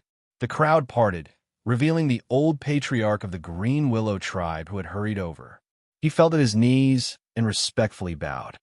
General Jinwu, I have come late. I ask that you don't blame me. Towards his humble attitude, the various barbarian tribe powerhouses were dissatisfied deep in their hearts. But as they thought about it, they could understand the current situation of the Green Willow tribe. Anyone who had suffered in despair for 500 years and was rescued by someone would likely be like this after being reborn. From the carriage, Qin Yu's voice sounded out. Patriarch, there is no need to be so polite. Please rise. The old patriarch stood up. He took a deep breath, and a firm expression appeared on his face. Today, I came here to keep my promise. My Green Willow tribe is willing to give up all of our current territory. We will ask the Holy Land for permission to cross the horizontal mountain and enter the far west. West of the horizontal mountain, some scenes appeared in Qin Yu's mind. Since this was the bloodline inheritance of the barbarian sovereign, he naturally knew all of this. The Green Willow tribe's sincerity was indeed great. To give up the territory east of the horizontal mountain and enter the west of the horizontal mountain. This wasn't a decision that anyone could easily make. Before he could think further, the old patriarch offered up a bracelet-style storage treasure with both hands. General, this is everything my tribe can offer to express our gratitude. Please accept it. Beside him, little Meaty suddenly said, There isn't much, but the quality is good. I never thought that the starving Green Willow tribe would actually have some wealth. Qin Yu thought for a moment and said, Please invite the patriarch up to speak. The carriage door opened by itself. The old patriarch was startled. He immediately revealed a look of respect and quickly boarded the carriage. Behind him, the carriage door closed by itself. He immediately sensed the space-time distortion power that lingered around him. As he looked at Qin Yu and Little Meaty, there was a bit more awe in his eyes. The space-time laws weren't just the most difficult to grasp for the desolate humans, but they were also the most formidable strength. The barbarians were the same. At this moment, the old patriarch thought back to when he first rescued Willow Deity and the terrifying space-time fluctuations. As he thought back to today, this seemingly unremarkable move was actually extremely casual. It was a profound use of the power of space and time, and everything seemed to fit together. The old patriarch bowed. Greetings, General Madam. Qin Yu lifted a hand. There are too many people here, so I will speak frankly. He knocked on the carriage. The first matter is that the Green Willow tribe does not need to give up today's territory and move to the west of the horizontal mountain. General, the old patriarch revealed a worried expression. Qin Yu smiled.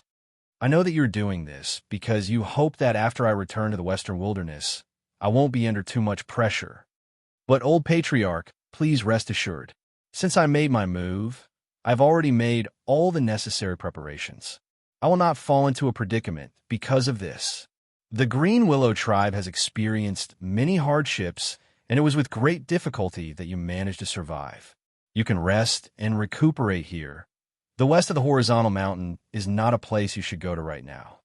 The old patriarch was startled. He stared at Qin Yu, a look of shock on his face.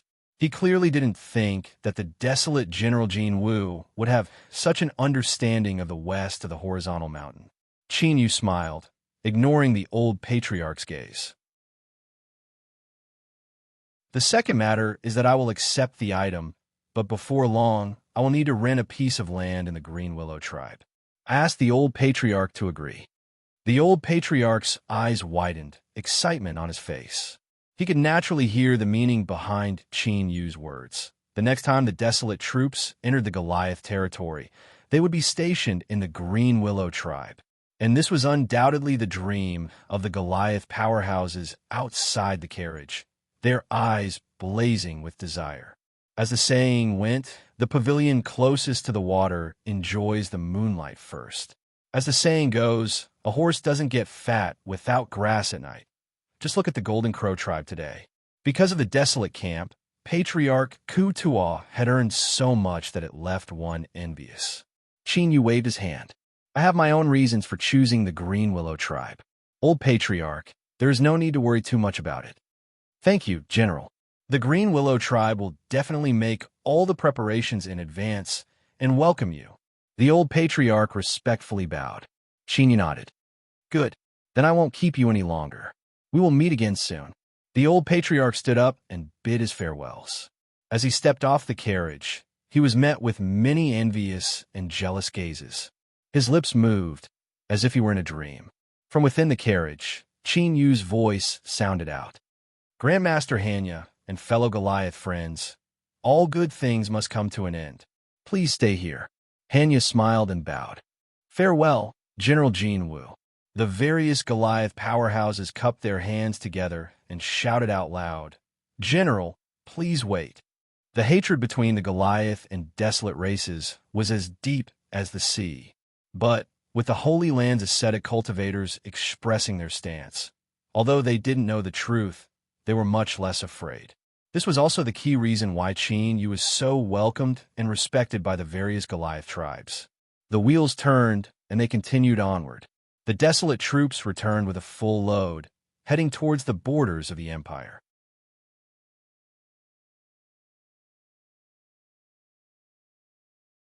Chapter 1560. Strong winds howled, bringing with them a damp and salty smell. But what was strange was that as the wind blew, it was actually a dark red color, as if it were evaporating blood that had accumulated in the air for a long time. The boulder broke through the earth, rising 1,000 feet into the air. The earth had been corroded by moisture for many years, and its surface was uneven. The white-robed man stood beneath the boulder, his body curled up as he struggled to look up. But he still couldn't find that figure. My lord, I've gone through untold hardships to finally find you. Even if you don't see my hard work, please remember the divine seat's good intentions and send me away. The strong winds were silent. The white-robed man bitterly smiled. He had already persisted in this bitter wind for 7 days. If this continued, he feared his soul and blood vitality would really scatter. He certainly wanted to leave, but the divine seat's will hadn't been fulfilled yet, so how could the white-robed man dare to turn around and leave? Without any other choice, he could only cry out loud, throwing away all face. He hugged the boulder in front of him and curled up his body, bitterly persisting as he howled like a ghost. Humph! An angry snort sounded out from the boulder.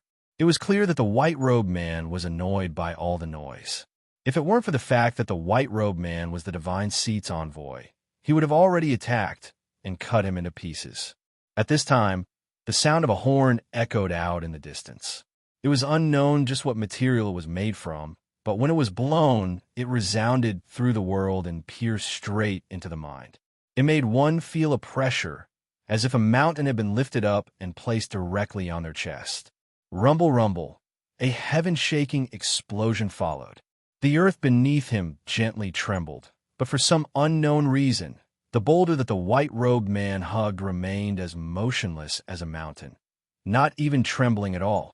The white-robed man stiffened. Horror and fear filled his eyes. He thought that his luck was just too bad. What could he do? At this time, a beam of red and white shot up into the skies from the boulder. In the blink of an eye, it was 100,000 feet long. It howled through the endless skies like a bolt of heaven-shaking thunder as it came crashing down. Dong! Like a burning meteor from the highest heavens, it tore through the endless air and smashed into the earth, dragging a long tail behind it. For a moment, the earth shook and the mountains swayed. The white-robed man subconsciously poked his head out and looked in the direction where the white rainbow had fallen. All he could see was the dark and gloomy sky. A huge gash had been torn open, and bright sunlight spilled from it, causing the place where the white rainbow had fallen to become even clearer and more dazzling. Above the boundless sea with surging waves, a 30,000-meter-long warship was instantly sliced in half. The cut was as smooth as a mirror, and the two halves of the ship were devoured by the roaring waves. During this entire process, the broken ship was completely silent. There were no sounds of panic, screams, or struggles for survival. The pupils of the white-robed man contracted slightly, and he subconsciously revealed even more awe. It turned out that the moment the white light cut the warship in half, it had also killed everyone on the ship. Suddenly, he let out a blood-curdling scream and hastily shrank his head back and closed his eyes. However, blood still dripped down from the corners of his eyes. He casually wiped his face a few times, smearing blood all over his head and face. He blinked again and again. Although it was unbearably sore and painful, at least his eyes weren't blind. The white-robed man let out a long breath. Then he heard a loud shout in his ears, "Take it and scram." A finger-length strand of hair fell from a boulder. Although it was clearly a thin strand of hair, each strand was as heavy as a mountain. No matter how strong the winds howled, they weren't able to move at all as they fell towards the boulder. The white-robed man was overjoyed. He didn't care about the pain in his eyes. He opened his eyes wide and caught all the strands of hair with both hands. After finishing this, he still didn't feel relieved. He carefully searched the ground for a long time to make sure he hadn't missed a single strand of hair. Then, he let out a long breath. He took out a jade box and carefully placed the strands of hair within. Then, he sealed it with a yellow talisman and put it away in his robes. The white-robed man bowed. He didn't dare to delay any longer. He turned and left. His figure was like a bolt of lightning, soon vanishing from sight. The crack between the heavens and earth did exist, but it naturally sealed off yin and yang energy, isolating all living beings and objects. It was a realm that no one could enter. Now, in this darkness, after an unknown amount of time of silence, a cold laugh suddenly resounded. "I want to leave. What can you do?"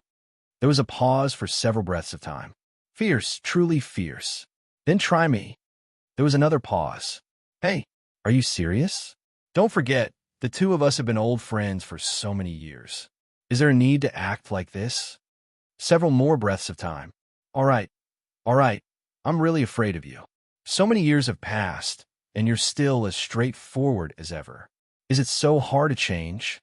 Several more breaths of time. "Are you done yet? Stop talking nonsense. Even if I wanted to come back, I wouldn't be able to do so in a short period of time. If you didn't say anything before, then even if I wanted to leave, I would have to wait until the seal loosened."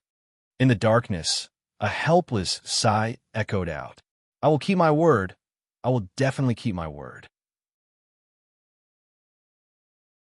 When the time comes, I will definitely return." Then, everything returned to silence. Perhaps it would be the same as before. It was unknown how many years it would be before there was any movement again. Within the carriage, Chinyu opened his eyes. He looked at little Meaty, who was leaning against a soft couch across from him, her eyes closed and a strange light in his eyes. She was still wearing the red dress that she had casually condensed from flames in Tang Valley, making her seem even more beautiful than a flower. But when she wasn't wearing clothes, Chinyu had seen her countless times, so he certainly wasn't captivated by her beauty. He only felt that little Meaty's boring journey was countless times more carefree than anyone else's. For instance, the soft couch she was sleeping on right now was in truth an ancient tree that had shrunk down many times over. All of its branches wove together to form a small bed. Although it wasn't large, it suited one's wishes. It could maintain little Meaty's most comfortable state at any time. Below there was a short and thick tree trunk. Below there were countless roots that drilled into the carriage. It was unknown how it did this, but the roots easily broke through. After being supported by an array formation, The carriage was even harder than refined iron. The roots perfectly fused into it, without the slightest bit of abnormality. But what was even more astonishing was that as the roots fused into the carriage, the space within the carriage was completely isolated from the outside world, no longer able to be sensed at all. Compared to what Shinyu had done before, which was to distort the laws of space and time to form a small independent space, this was far more secretive and brilliant. In addition, there was a second tree. Although it had shrunk a great deal, its branches were still covered with wine fruits, causing the fragrance of wine to fill the air. The soft couch tree had taken the first step, and its roots had fused into the carriage. Thus, it could only settle for the next best thing, turning its roots into root people that flattered little Meaty to the extreme. As the saying went, one could stretch out one's hand and open one's mouth for food. Compared to little Meaty's current level of living, this was nothing more than trash. There was simply no comparison between the two sides. When it came to traveling carriages, the most important thing was that they were sturdy. But they didn't have too many requirements for the space inside. But with 2 extra trees, it was clearly a bit tight. Shinyu took the initiative to give up his position, leaving only a space the size of a prayer mat beneath him. He sat down cross-legged. Of course, there was a reason why he was willing to wrong himself. Freeload to eat and drink. This great undertaking that had been interrupted because of the Golden Crow Tribe incident had finally begun once more. Little Meaty chose to tacitly agree to this. It was just that before Shinyu ate and drank, she would always intentionally or unintentionally remind him that he owed more and more debts. At the start, he did feel a bit restless, but as the debts increased, to borrow an old saying, lice don't itch when there are too many, he gradually became numb to it. In any case, he had already accumulated debt after debt. Could it be that this mysterious existence hidden in space-time could kill him and eat his flesh and blood? Shinyu was well aware that although his cultivation was decent, his flesh and blood were far from being able to repay his previous debts. In short, he gradually came to a realization. That was, the more debts he owed, the safer he would be. If this existence hidden in space-time wanted to recoup his losses, then he had to ensure that he was alive. Only a living person had the chance to create value. This was a very simple truth. It was unknown whether or not little Meaty had seen through Chinyu's thoughts, but her eyes became increasingly contemptuous, and she sneered without end. It was only because Chinyu had tempered his skin recently that he was able to eat and drink with a clear conscience. Suddenly, Chinyu frowned. His eyes fell on little Meaty's body. Although he couldn't sense her aura, at this moment, Chin, you could feel something strange. It was as if she had suddenly become very heavy. The trunk of the soft couch that carried her was suddenly bent, causing the carriage itself to emit a series of bong sounds. It was as if it would break apart in the next moment. The roots instantly scattered. The wine tree rushed over. Its trunk, branches, and roots all wrapped around the soft couch. The two joined together to help it withstand the sudden weight. The ones pulling the carriage were 2 strange beasts gifted to them by the Golden Crow Tribe. They were incredibly strong and fast, but now they both cried out in pain and fell to their knees. Firstly, the carriage had suddenly become heavy. It was like a mountain rooted to the earth, unshakable. Secondly, the extremely terrifying aura that had suddenly appeared caused them to feel endless fear. "Stop!" Zhou Dafu shouted out. He rushed in front of the carriage as fast as he could. He looked at the 2 strange beasts kneeling on the ground and took a deep breath. "General, madam, what is happening?" After several breaths of time, Chinyu's voice sounded out. "It's fine. The team will set up camp here. You don't need to worry about them." Zhou Dafu relaxed a little, but he still didn't dare to be careless.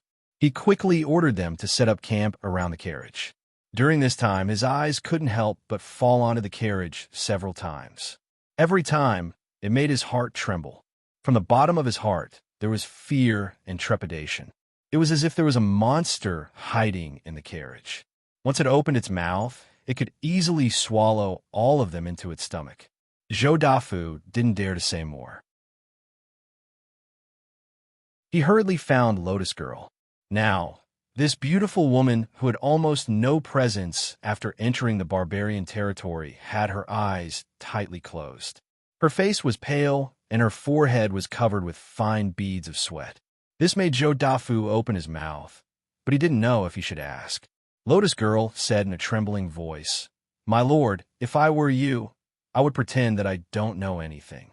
Taking a deep breath, Zhou Dafu turned and left. He had already made up his mind. Before the carriage gave the order, he would not go near. Lotus Girl returned to the carriage. She subconsciously curled up her body. Her whole body was shrouded in fear. She never thought that there would be such a terrifying aura in this world. It was like an endless abyss that could swallow everything in the world and destroy everything. Regarding the status of the desolate General Jin Wu in the barbarian race, only tribes that were strong enough were qualified to know. But this did not mean that the small and medium-sized barbarian tribes were not warned in advance. Therefore, the journey of the Desolate Man team was extremely smooth and there were no accidents. Seeing that they were not far from the border and could leave in a few days, the Desolate Man team suddenly camped and rested. It was very normal to rest and recuperate before leaving the land of the barbarians and then hurry on with the journey in one go. But when the Desolate Man team camped and did not move for 3 days, things became a little strange. On the 5th day, the surrounding small barbarian tribes could only bite the bullet and send people to ask. It was because they had received a warning from their respective tribes that they were not allowed to be disrespectful to the Desolate Man team. Although the tribe leaders and elders could understand this, they could not let everyone in the tribe know that they were in awe of a desolate man, otherwise there would definitely be chaos. The contact with the Desolate Man team was very smooth. One of them appeared and told them that the general had made a breakthrough in his cultivation and needed to rest for a period of time. There was nothing wrong with it. The leaders of the small barbarian tribes gathered together to discuss. Then on the 2nd day, they made the decision to move the tribe and look for grassland. This was obviously very hasty and puzzling. But this matter was destined to not be explained. To avoid trouble, they would rather travel far away from this area. Otherwise, who knew what accidents would happen? On the 10th day, on the 15th day, on the 20th day, in the camp, the atmosphere gradually became strange. Everyone subconsciously looked at the carriage. Half a month had passed, and there was no movement at all. But that uneasy feeling became stronger and stronger. Zhou Dafu's expression was calm as he maintained order in the camp. Although he looked relaxed, he was actually very anxious. He had decisively sold out General Yi Sang-do. He was already destined to cling to General Jin's thigh. If something happened to General Jin, his fate would definitely be more miserable than imagined. In addition, there was also a sense of fear and uneasiness that came from the bottom of his heart. There was no reason, but Zhou Dafu felt that if something happened to General Jin, he would also suffer. This feeling became clearer and clearer as time passed. On the 30th day, the Desolate Man team had camped here for an entire month. Finally, Qin Yu's voice came out from the silent carriage. "Okay, let's go." His voice was slightly hoarse and weak, revealing a deep sense of exhaustion. The strange beast that was pulling the carriage stood up from the ground. It looked back at the carriage, its eyes filled with doubt. The extremely terrifying aura that they had felt before had disappeared. Who? At this moment, all the Desolate men let out a breath. It felt like they had been buried underground for a long time and could finally breathe freely. Zhou Dafu's pale face was filled with ecstasy. "Let's go." In this month, he had been tormented. After shouting this, his vision darkened, and he fell to the ground unconscious. Fortunately, Zhou Dafu quickly woke up, and the team was able to set off smoothly. In the surroundings, the various barbarian tribes who were secretly watching the Desolate Man team quickly spread the news that the Desolate Man team had left the camp. The Desolate Man team set off again after a month.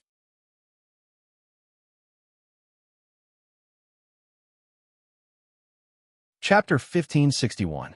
Within the carriage, the 2 large trees rapidly shrank, turning into 2 unique hairpins that fell onto Meaty's head. Now, The emerald green hue that appeared on their surface was much dimmer. It was clear that in order to withstand her weight, they had consumed a great deal of energy. Misty rubbed her eyes, as if she hadn't regained her composure yet. She glanced at the pale Chinyu in the opposite corner. "How much time has passed?" Chinyu said, "A month." He thought for a moment. What happened? Before this, although Misty had also fallen asleep, it hadn't been so exaggerated. In addition, her aura had suddenly changed, becoming as deep and terrifying as an abyss. It was clear that something had gone wrong. Misty yawned. "I spoke a few words. I'm fine now." A few words, and she spoke for an entire month. Chinyu had to use a great deal of effort not to roll his eyes. Misty seemed to sense his thoughts. Her lips curved up in a cold sneer. "Are you ignorant? Don't you know the old saying that a day in the heavens is a year on earth?" She waved her hand dismissively. "With your cultivation boundary, of course you don't understand. In the future, there might not be a day when you do. TSK, TSK. How pitiful, how pitiful." Chinyu frowned, not speaking. He believed Misty's words a little. One of her special characteristics was that she wouldn't lie when mocking others. A day in the heavens was a year on earth. One didn't have to live in the heavens. Speaking to the heavens was the same. Chinyu shook his head and restrained his thoughts. It seemed that Misty was fine, so he didn't need to worry about her any further. Disregarding his own safety, just a matter of constructing the world-breaking token would require her help. He took a deep breath and closed his eyes. As he felt the weakness in his body, he actually smiled. Misty had become heavy. With the two trees working together, they were just barely able to withstand it. Zhou Dafu and the others looked from afar and could feel a formidable invisible pressure. Moreover, Chinyu was close at hand in the carriage. If he bore the brunt of this pressure, the taste would be even more torturous. For this month, he had stayed in the carriage without taking half a step away. One reason was because he was worried that there would be a problem with the one within Misty's body. But more importantly, in this pressure, Chinyu had found a turning point to sharpen himself. After eating and drinking for many days, his soul and mortal body had grown by leaps and bounds. But this sort of short period of improvement was like building a house on sand. His foundation was unstable. In this way, the taller and bigger the house was, the bigger it would be. Once it collapsed one day, it would be a great calamity. And in this month, he had withstood the pressure of tempering. It was like he had swung a sledgehammer, tempering his entire body. The process was definitely a little tough, but in exchange, he managed to stabilize his foundation. It could be said that he had profited greatly. And more importantly, in these past days, Chinyu had faintly touched upon a bottleneck. He was confined within, and even breathing became difficult. When he touched this bottleneck, he suddenly understood that this was his boundary. Once he broke through, he would be able to step into the sovereign realm, and his level of existence would undergo another transformation. Across from him, little Misty looked at Chinyu several times. She suddenly said, "If you want to obtain more benefits, then don't be in such a hurry to make a breakthrough. There are many rulers in this world, but they are also divided into different ranks." Chinyu opened his eyes. "What should I do?" Simply and directly, without hiding anything at all. When it came to increasing his own strength and moving forward on the great Tao in the future, he certainly couldn't allow himself to be careless or pretentious. Chinyu naturally understood this. Once little Misty spoke, she wouldn't beat around the bush. If you want to become a ruler, you should at least wait until that darkness in front of you disappears. Chinyu frowned.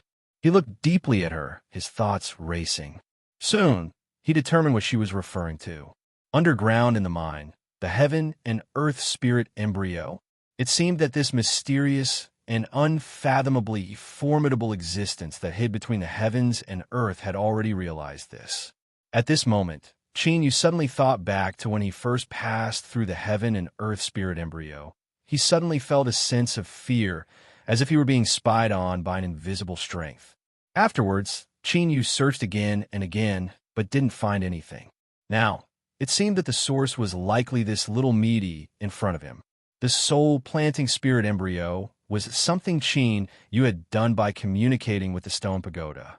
From Little Meaty's words, it seemed that he had encountered some other lucky chance. Looking at Little Meaty across from him, Qin Yu hesitated for a moment. In the end, he didn't ask anything.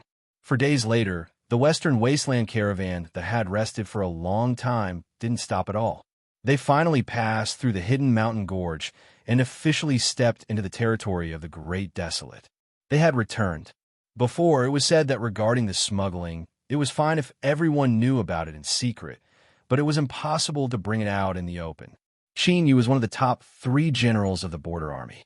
Now that he had returned to the Western Wasteland, it was time to separate from the smuggling caravan. Zhou Dafu respectfully bowed. "General, rest assured that the accounts have been prepared by Lotus Maiden. After the handover is completed and there are no mistakes, I will personally deliver your share." Qin Yu casually nodded. He believed that even if Zhou Dafu was 100 times more courageous, he still wouldn't dare to embezzle his profits. After waiting for several breaths of time, Zhou Dafu didn't speak, nor did he bid his farewells. Qin Yu's eyes flashed. He glanced at him and said, "If anyone makes things difficult for you, report my name." "Thank you, General." Zhou Dafu was overjoyed. After obtaining Qin Yu's promise, he respectfully bowed. He took several steps back and left. Moments later, the smuggling caravan that returned to the Western Wasteland vanished into the boundless wilderness. Qin Yu turned. "Let's go." Little Meaty reached out a hand, and he grabbed it. Then he shot into the skies. Mine Cave. General Jean, who had announced to the outside that he was in seclusion, had finally returned to the place where he had gone into seclusion. Little Meaty said that she was tired from the journey and wanted to go back to rest. News of her appearance in the mine quickly aroused the attention of all parties. General Jean had returned, but he didn't reveal himself. He still maintained his previous state of seclusion. Several garrison generals from the imperial capital had already received the news. They were so anxious that sweat dripped down their foreheads. But after thinking about it again and again, no one dared to knock on the general's door. Advisor by Su had already been summoned back to the imperial capital for over a month. They didn't have the qualifications.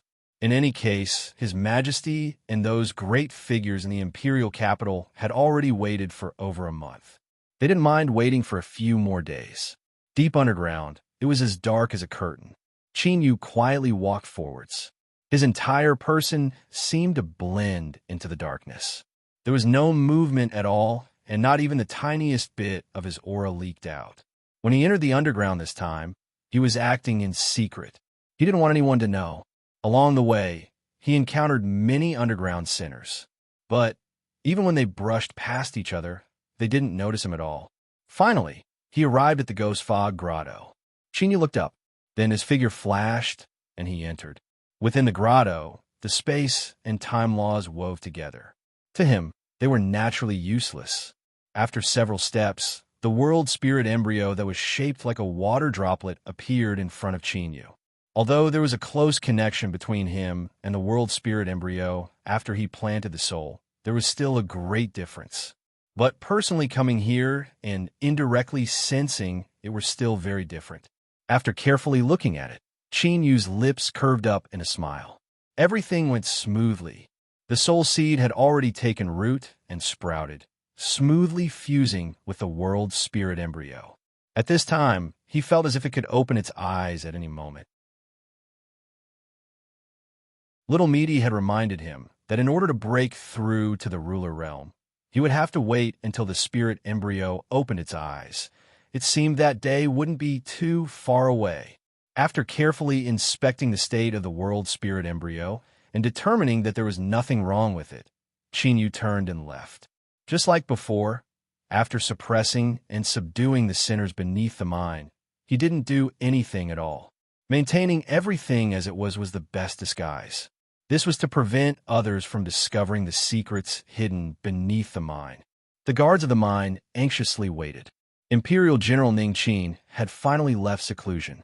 Not daring to delay any longer, several guards hurried over to greet him. "Greetings, General." Several people knelt to the ground and respectfully bowed. Qin Yu nodded. "Rise." Has everything been well while I was in seclusion? Reporting to General, everything in the mine has been stable. There has been no chaos. The guard called Wang Ditu bitterly smiled and said, but there is an imperial decree in the imperial capital that has already been sent to the mine. The angel has been waiting for it for a long time.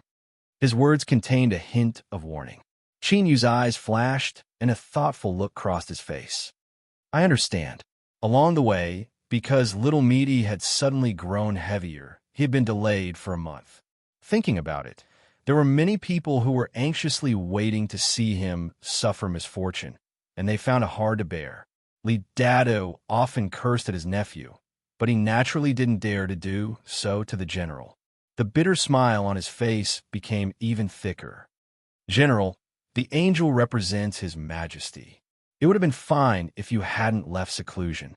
In this world, cultivation is the greatest, and no one can find fault with you. But since you have already left seclusion, we should invite the angel to announce the decree as soon as possible, lest we delay your matters. The other generals nodded. Qin Yu glanced at them. They all had worried looks on their faces. He smiled.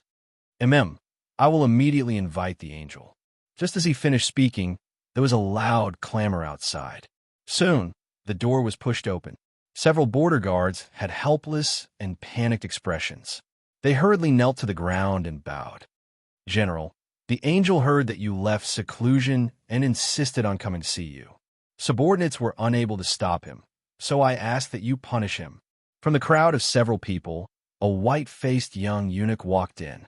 He glanced over and said in a sharp voice, I came to the mine and waited for over a month. When I heard that General Jinwu had left seclusion, I hurried over to pay my respects. After all, I carry His Majesty's decree on my body. I don't dare to delay any longer, otherwise I fear I will commit a crime punishable by death. It was clear that there was a hidden meaning in his words. Although he seemed to be speaking to himself, the truth was that he was reflecting Qin Yu. Qin Yu had only entered the imperial palace a limited number of times. This young eunuch in front of him was someone he had never seen before. But he didn't think that this eunuch was an important figure in the imperial palace. Otherwise, he wouldn't have dared to act so arrogantly in front of him. The Western Wasteland Great Emperor had sent this blind character to the border army to pass on a decree. Just what sort of message was he trying to pass on? Qin Yu's thoughts raced. He lightly said, military affairs are my top priority. I believe that His Majesty won't blame me if he learns of this. Although he was sitting, he looked at the eunuch with a condescending gaze. Eunuch, since you wish to announce the decree, then let's begin. The young eunuch's face flushed red. How could he not feel the contempt in Qin Yu's eyes? He clenched his teeth and took out a bright yellow imperial decree. He opened it with both hands and said, His Majesty's decree, General Jinwu Ningqin, please hear it. Qin Yu stood up. He cupped his hands together and shouted, I am here. Like a thunderclap, it exploded in the room. In the army, a general didn't kneel in front of a decree.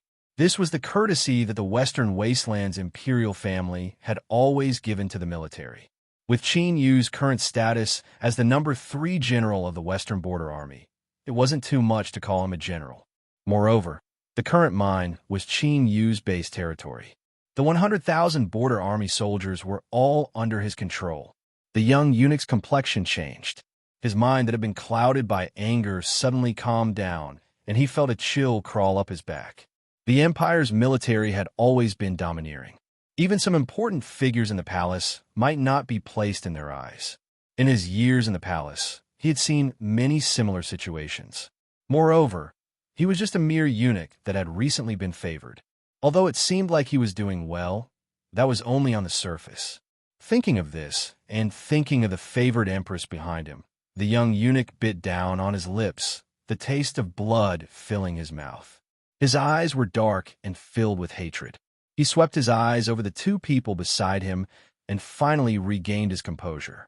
He feared that he had been used as a spear by someone else. For better or worse, he was someone who had mingled in the deep sea that was the imperial palace. For him to have his current status, he naturally had his own outstanding points. Steadying his mind, the The young eunuch read out the imperial decree. There's a great deal of content, and the wording was complicated. In summary, Qin Yu was summoned back to the imperial capital to report on his duties. I accept the decree. Qin Yu received the bright yellow imperial decree with both hands, his expression calm. This was something he had already expected, so he didn't panic at all. The young eunuch squeezed out a smile. General Jinwu, there's no need to be so courteous. I know that your seclusion is tiring, but His Majesty has already urged you many times. If it weren't for this, I wouldn't have been so anxious before and offended General Jinwu. I ask that the general forgive me. Qin Yu lightly said, Eunuch's words are too serious. Once I go to the camp and explain things to General Wu, I will immediately leave. The young eunuch nodded again and again, indicating that it was fine. Qin Yu reached out a hand. I won't see you off. The young eunuch's smiling face stiffened. He led his people away. Compared to the aggressive attitude he had when he first arrived, there was clearly a bit more fear in him. As they left the courtyard, the young eunuch walked at the front. He suddenly stopped and turned around, his eyes filled with hatred. He clenched his teeth and roared. You two really have good methods. You've quietly lured me in.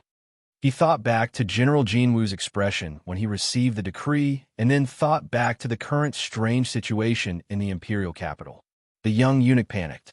As he looked at the two, his eyes became even colder. Eunuch, what are you saying? The two of us are only deputy envoys. We followed you here to read out the decree and summoned General Jinwu to the imperial capital. That's right. I don't know what you mean by that either. The two of them echoed each other, shouting that they were wronged. But their expressions were calm and composed, without the least bit of concealment. The young eunuch's complexion changed several times. He took a deep breath and put on a fake smile.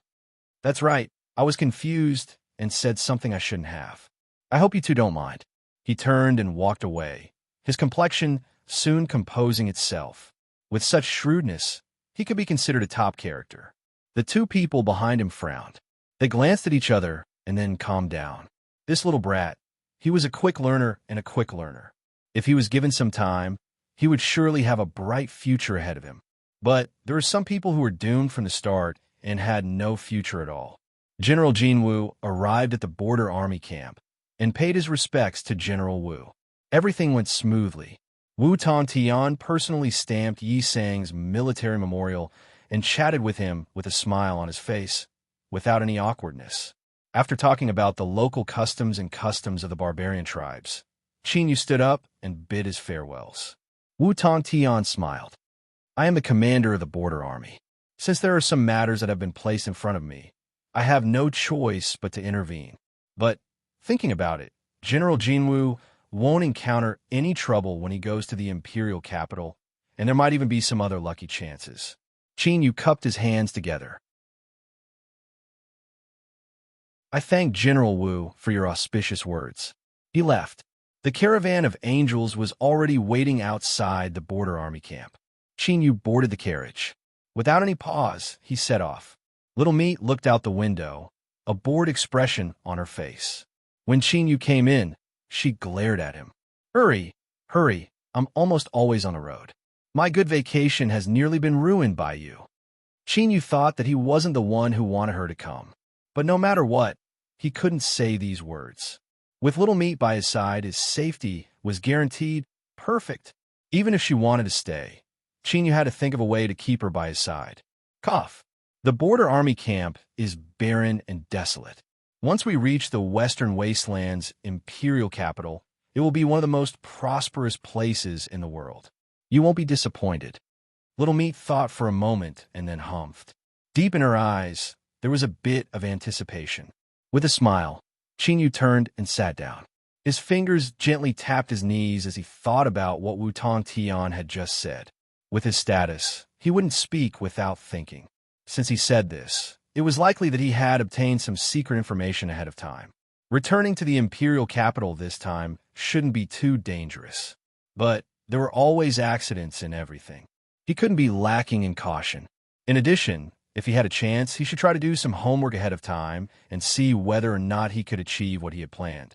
If he could, Then he feared that the western wasteland would dig a deep pit for itself.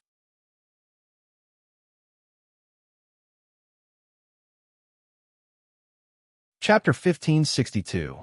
In order to prevent accidents, the Border Army strictly forbade large-scale transmission arrays to connect to the most important regions of the Empire. The Angels' caravan continued without stopping. 2 days later, they finally left the wartime control zone and arrived at a border city. After revealing their identities, they were unimpeded. After the city lord received the news, he hurriedly rushed over. But he only had time to see the back of the caravan enter the transmission array. He couldn't help but sigh in disappointment. A small city connected to a large city, and a large city connected to a main city. And only within the borders of the Western Wasteland, there were 108 main cities that had the qualifications to directly reach the imperial capital. After passing through many places, Qin Yu coincidentally arrived at Seagay City. His current status was the third son of the Western Border Army, and he was given the title of first-class loyal martial earl, comparable to a great general. Now that he had received the emperor's decree and was returning to the imperial capital to report on his duties, he had to follow the rules and etiquette.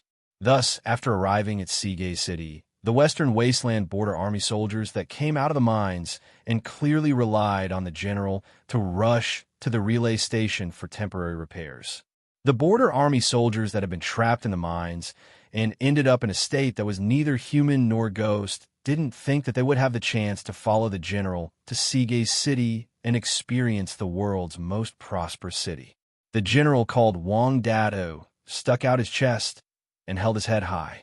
Together with his subordinates, he brought out 120% of his energy and spirit. Although we are only some bumpkins of the Border Army, it wasn't easy for us to restore our human bodies. We can't lose the general's face. Feeling the awe and reverence in the eyes of the people on both sides of the street, Wang Datu straightened his back even more. He pulled down his helmet and his eyes reddened. He felt even more heartfelt gratitude towards his general. And at this time, the angel had already sent a message to the imperial capital. All that was left was to wait for a response. Only after receiving permission would they complete the last part of the journey. General, this journey has been extremely tiring. You have repeatedly passed through the Empire's territory. Please rest well for a day. If there isn't an accident, we will be allowed to enter the imperial capital tomorrow. The young eunuch smiled, his tone friendly and respectful. Although it was too late to mend the pen after the sheep were lost, it was better to mend the situation as much as possible. It was better than doing nothing at all. Qin Yu nodded, not saying anything more to him. He brought little Meaty into the relay station, which had already been tidied up. It was a most luxurious courtyard. Although the young eunuch was just a person with some achievements in the palace, he now had the identity of reading the emperor's decree. Before he returned to the capital, he was still an angel that represented the emperor's prestige. Naturally, he had his own courtyard in the relay station. After closing the door and dismissing his servants, he quickly took out a jade slip from his chest. After several breaths of time, the jade slip silently disintegrated into powder. The young eunuch's complexion paled and his lips trembled, revealing a look of fear. He poured himself a cup of tea. His hands were shaking so much that his sleeves were wet, but he couldn't drink even half a mouthful. Suddenly, the young eunuch showed a ferocious expression and threw the teacup on the ground, smashing it into pieces. But after a loud crack, the young eunuch looked at the shattered teacup on the ground in a daze. It was as if all the strength in his body had been sucked out, and he burst into tears. And in an unknown courtyard, as the young eunuch was sobbing in fear, Qin Yu welcomed a visitor. Guanhai City Lord Chen Yuanshan. General Jin, I came here today to apologize for what happened in the past. He got straight to the point. Chen Yuanshan, who controlled a large city and was a shrewd man, didn't try to hide his position. His first words clearly pointed out today's topic.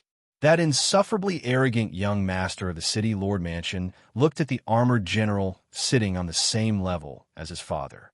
A trace of resentment and unwillingness flashed in his eyes. But he knew that he had to lower his head today.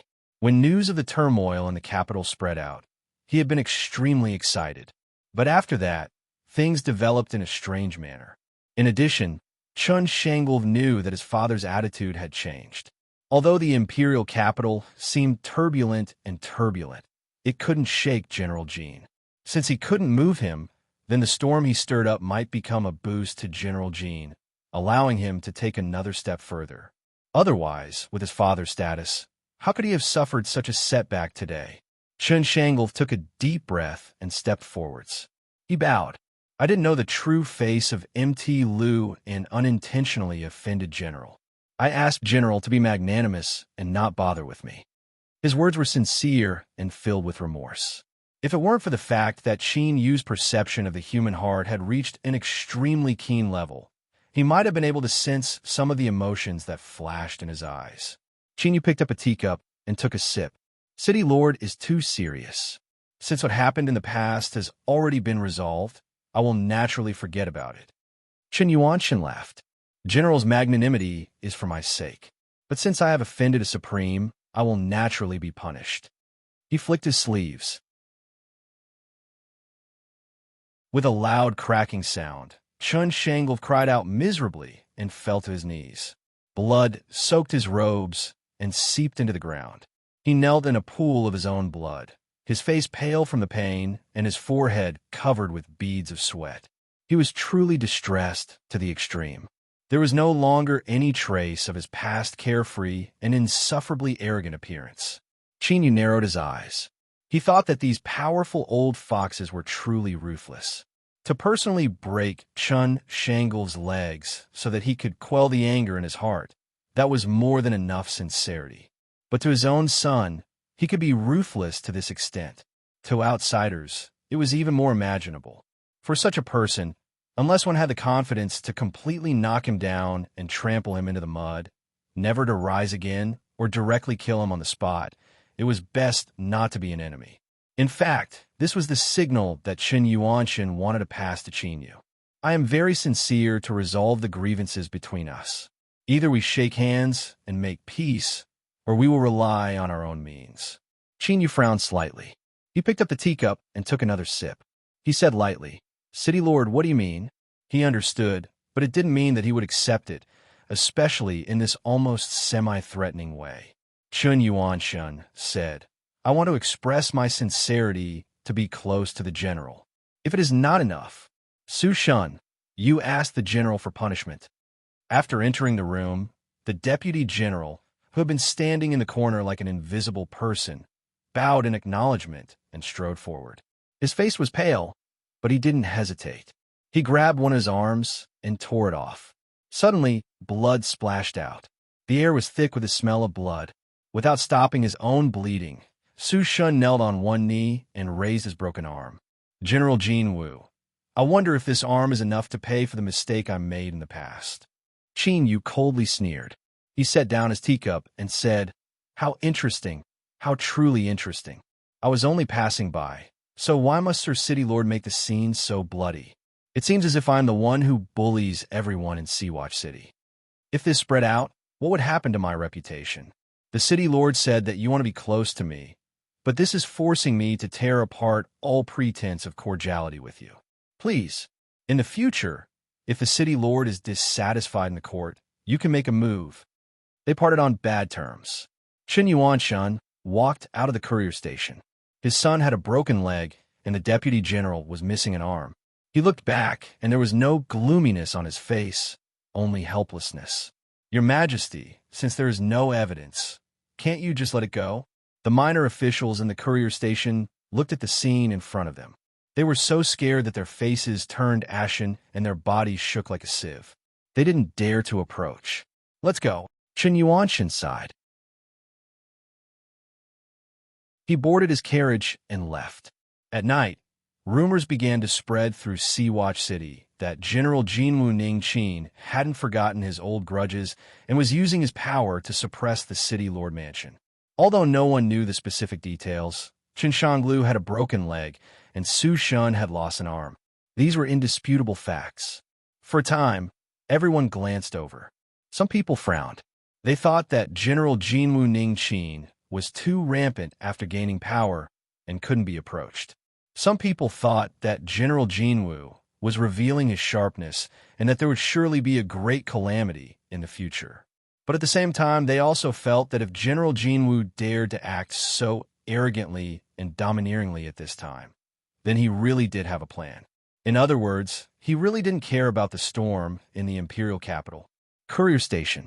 Someone came to Qin Yu's room. But this time, it wasn't a guest. He looked at the hesitant True Saint across from him.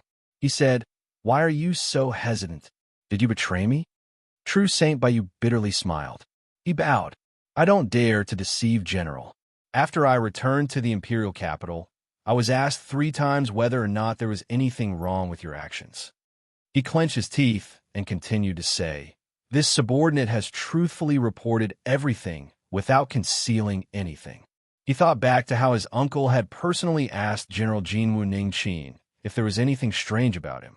After hesitating again and again, he finally nodded. There was indeed something strange. For instance, that unfathomably deep young girl from the demonic sect. For instance, the curse in the mind that not even a half-sovereign could resolve. And finally, there was General Jinwu Ningqin's hidden strength. Facing his uncle, he couldn't and didn't dare to hide anything. Thus, at this time, True Saint Bayou's complexion paled. His heart was filled with endless guilt. He lowered his head, not daring to look at the person in front of him. He thought for a moment and said, "From the start, I already knew your role. Since I didn't hide anything from you, I'm not afraid of you telling me the truth." True Sage Bayou fiercely looked up at Qin Yu, surprise in his eyes. "What are you looking at? Since I said it, there is naturally no problem." True Saint Bayou let out a long breath. Even now, he still didn't think he had clearly seen his general's true appearance. But at the very least, he could confirm one thing. He wasn't someone who was trying to impress others with his face. If he said it was fine, then it was definitely fine. That's good, that's good." True Saint Bayou whispered, a happy look on his face. Qin Yu coldly sneered. "Of course, this is also the reason why you told me the truth. Otherwise, I might not have let you off the hook. Your current status is that of a counselor to me." The crime of falsely accusing a superior behind your back is enough for you to be sentenced to death by the army. True Saint Bayou knew that these words contained both truth and falsehood. He respectfully bowed. This subordinate absolutely wouldn't dare to hide anything from General. Qin Yu humphed. He didn't want to waste words with him. "Tell me, what is the situation in the imperial capital right now?" Although he had already guessed that there wouldn't be any risks on this trip, it was better to be a bit more cautious. True Saint Bayou seemed to be prepared for this. He hesitated for a moment before speaking. He explained the situation in the imperial capital to Qin Yu in detail. It was extremely detailed, covering nearly every aspect. Qin Yu had a strange expression. "This isn't information that you could have heard, right?" True Saint Bayou coughed. "General is wise." He didn't explain. In truth, there was no need to explain. The source of this information was definitely the Skyrise King. His heart settled. Although this matter wasn't too remarkable, it confirmed Qin Yu's previous speculations. This return to the imperial capital would be a daunting experience without any mishaps. True Saint Bayou thought for a moment. General, Seawatch City's city lord, is one of His Majesty's closest confidants. Although he has been caught up in some disturbances in recent years, he is still favored by His Majesty. He also has many old friends in court, so these minor matters. Before he could finish, he was interrupted by Qin Yu's faint smile. He braced himself and said, "General, did I say something wrong?" Qin Yu waved his hand, not explaining. He only shook his head. How could things be so simple? For Seawatch City's city lord to have his current status, how could he act so crudely? In short, today should be a test that His Majesty had given Qin Yuanshan. Of course, the main goal of this test was him. If Qin Yu didn't accept it and didn't cooperate, it would seem rude and unreasonable. But for both sides, this was the best choice.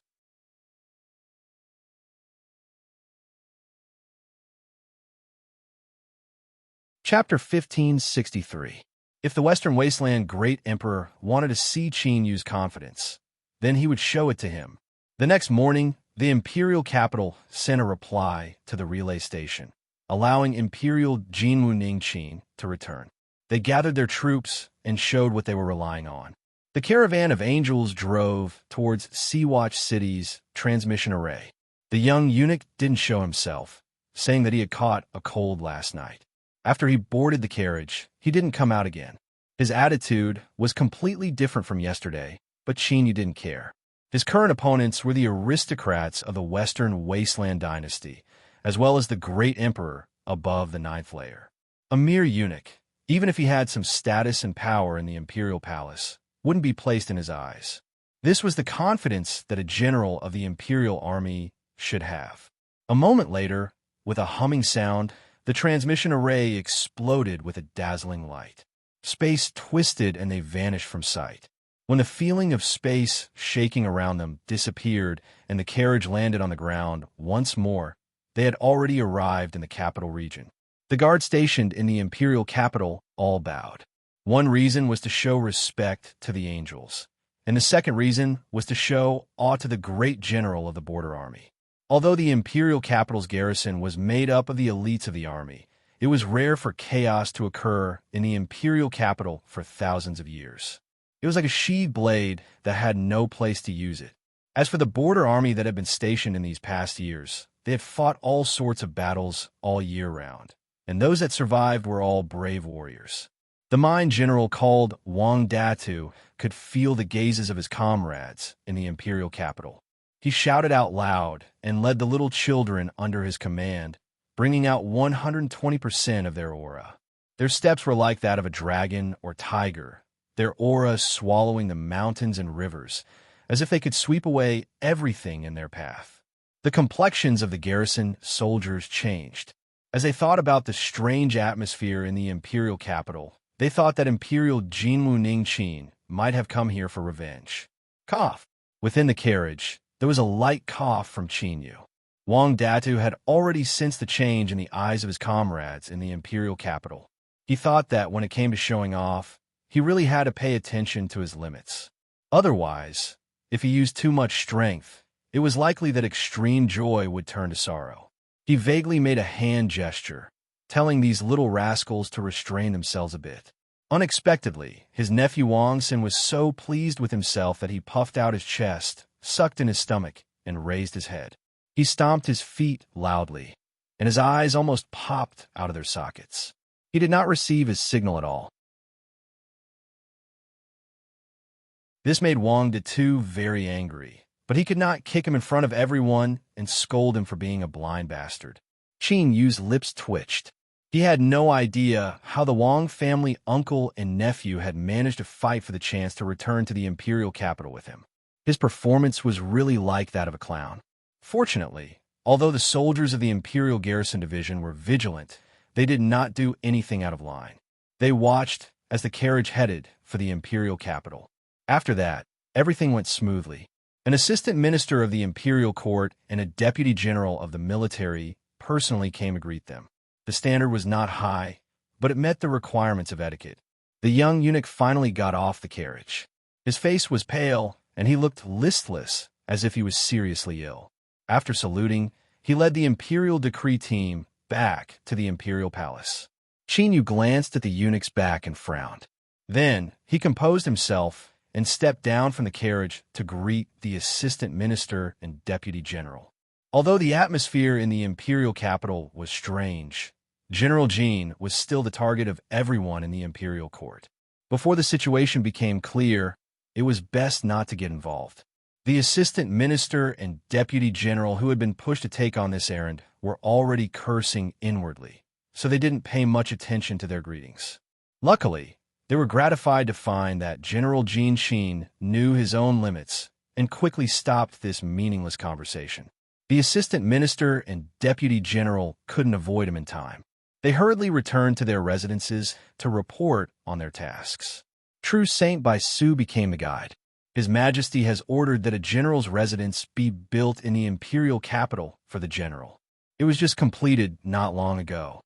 The Western Wasteland's imperial capital was naturally a peak city in this world. It was luxurious and prosperous, and it also represented supreme dignity and power. After entering the city, there were countless dignitaries coming and going. After putting away what they could rely on, although they saw a group of fierce and ferocious border army troops that attracted some attention, most of them just glanced over and didn't linger for too long. This caused Wang Datu and the other border army bumpkins to secretly think that this was indeed the imperial capital. They subconsciously restrained their arrogance and cowered away, becoming even more inconspicuous. They arrived at the general's residence. In the eastern city of the imperial capital, there was a place where people gathered. Although this residence wasn't too large, looking at the signboards of the residences on the left and right, one could tell that this residence wasn't wronged at all. In fact, Qin Yu's status as a General Jin could be considered a favor. However, what was strange was that this newly renovated and completed general's residence didn't have a signboard hanging on it. It seemed as if it were an ownerless land. Bai Su said, "The residence has already been built." There was news from the imperial palace that His Majesty would personally write an inscription, but afterwards a great wave of impeachment erupted and this matter was left unsettled. Until now, there has been no further news. He hesitated for a moment and then continued to say, "And this is also one of the reasons that many people in the imperial capital look down on you. They feel that you have lost the favor of the emperor." Qin Yu looked up at the residence that didn't have a signboard. He faintly smiled and said, "Perhaps His Majesty hasn't decided what to inscribe on it yet." Bai Su's eyes brightened. He smiled and bowed. "What General says is correct." The doors opened wide. The servants that had already been arranged all walked out from both sides of the residence. They knelt to the ground and respectfully kowtowed. Among them, there were countless beautiful maids, each one as beautiful as a flower. Their small eyes constantly darted around, as if they wanted to drill out little hooks and hook the general's soul away. Qin Yu could clearly hear little Misty, who hadn't shown herself in the carriage, coldly curse at them. What a bunch of shameless little hussies. Thus, in the next moment, outside the residence, the maids that had been sending flirtatious glances paled and couldn't help but shiver. Qin Yu's eyes lit up with amusement. He waved his hand to dismiss them and entered the general's residence. The so-called carved railings and painted pillars, the so-called unparalleled extravagance. In short, this residence was built extremely well. Thinking about it, it must have cost a great deal of money. But Qin Yu only glanced at all of this, not placing it in his heart at all. To him, this general's residence in the imperial capital was nothing more than a temporary place to stay. He wouldn't use it properly. If there came a day when Qin Yu really did live here, then this residence would inevitably become an iron cage that would lock him in here. That would be truly tragic. He arranged for the border soldiers to rest in a few side courtyards and warned them not to embarrass themselves. When they were at the door, just now, their eyes were like wolves and tigers, as if they wanted to swallow the little girls who were kneeling on the ground and sending them off alive. Although Qin Yu didn't care, in the western desolate imperial capital, who knew what sort of trash these maids that were sent in ahead of time were? It was best if he didn't touch them, lest these men who hadn't tasted meat for many years suddenly become spies for others. Little Misty coldly sneered. "Lord General, take it easy. If there are too many women, they can also eat people up." She turned and went to the rear residence. She didn't forget to bring along several maids that she had personally chosen to serve at her side. Their common characteristic was that they were extremely beautiful. Amongst the maids, they were the cream of the crop. Of course, outside of the residence, they were also the ones who flirted with Qin Yu the most. Qin Yu was happy to have some peace and quiet. He believed that little Misty wouldn't casually do anything to them. As for whether or not these maids would stir up trouble, if they didn't want to bring trouble upon themselves, they had best behave themselves. He didn't worry about little Misty at all. The sun rose high in the sky and began to move to the west. Dusk was approaching. Qin Yu's eyebrows rose up, surprise on his face. But just as he thought that the imperial palace wouldn't summon him today and lanterns were lit throughout the residence, an imperial edict arrived. An old eunuch bowed. General Jean, His Majesty is very busy today. He has just finished handling some trivial matters and has ordered me to invite you over. He was thin, old, and trembling as if he could be blown away by a gust of wind. But at this time, Qin, you could feel a faintly discernible suppression coming from this old eunuch. This was also because his senses had become sharper after he planted a soul seed. Otherwise, he feared that even if this person stood in front of him, he still wouldn't be able to sense him. The Western Wasteland Imperial Palace was truly a place of crouching tigers and hidden dragons. Even an old eunuch that he had never seen before had such an astonishing cultivation. Qin didn't delay at all. He directly said, "It wouldn't be good to keep His Majesty waiting for too long. Let's go."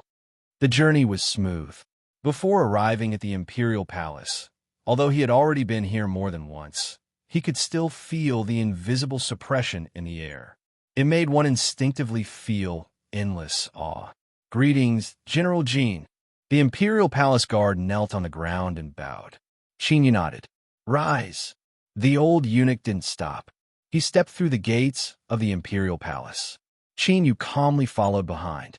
They passed through a large palace, passed through a long corridor, and crossed a massive square. Finally, Qin arrived at the palace where the great emperor handled government affairs.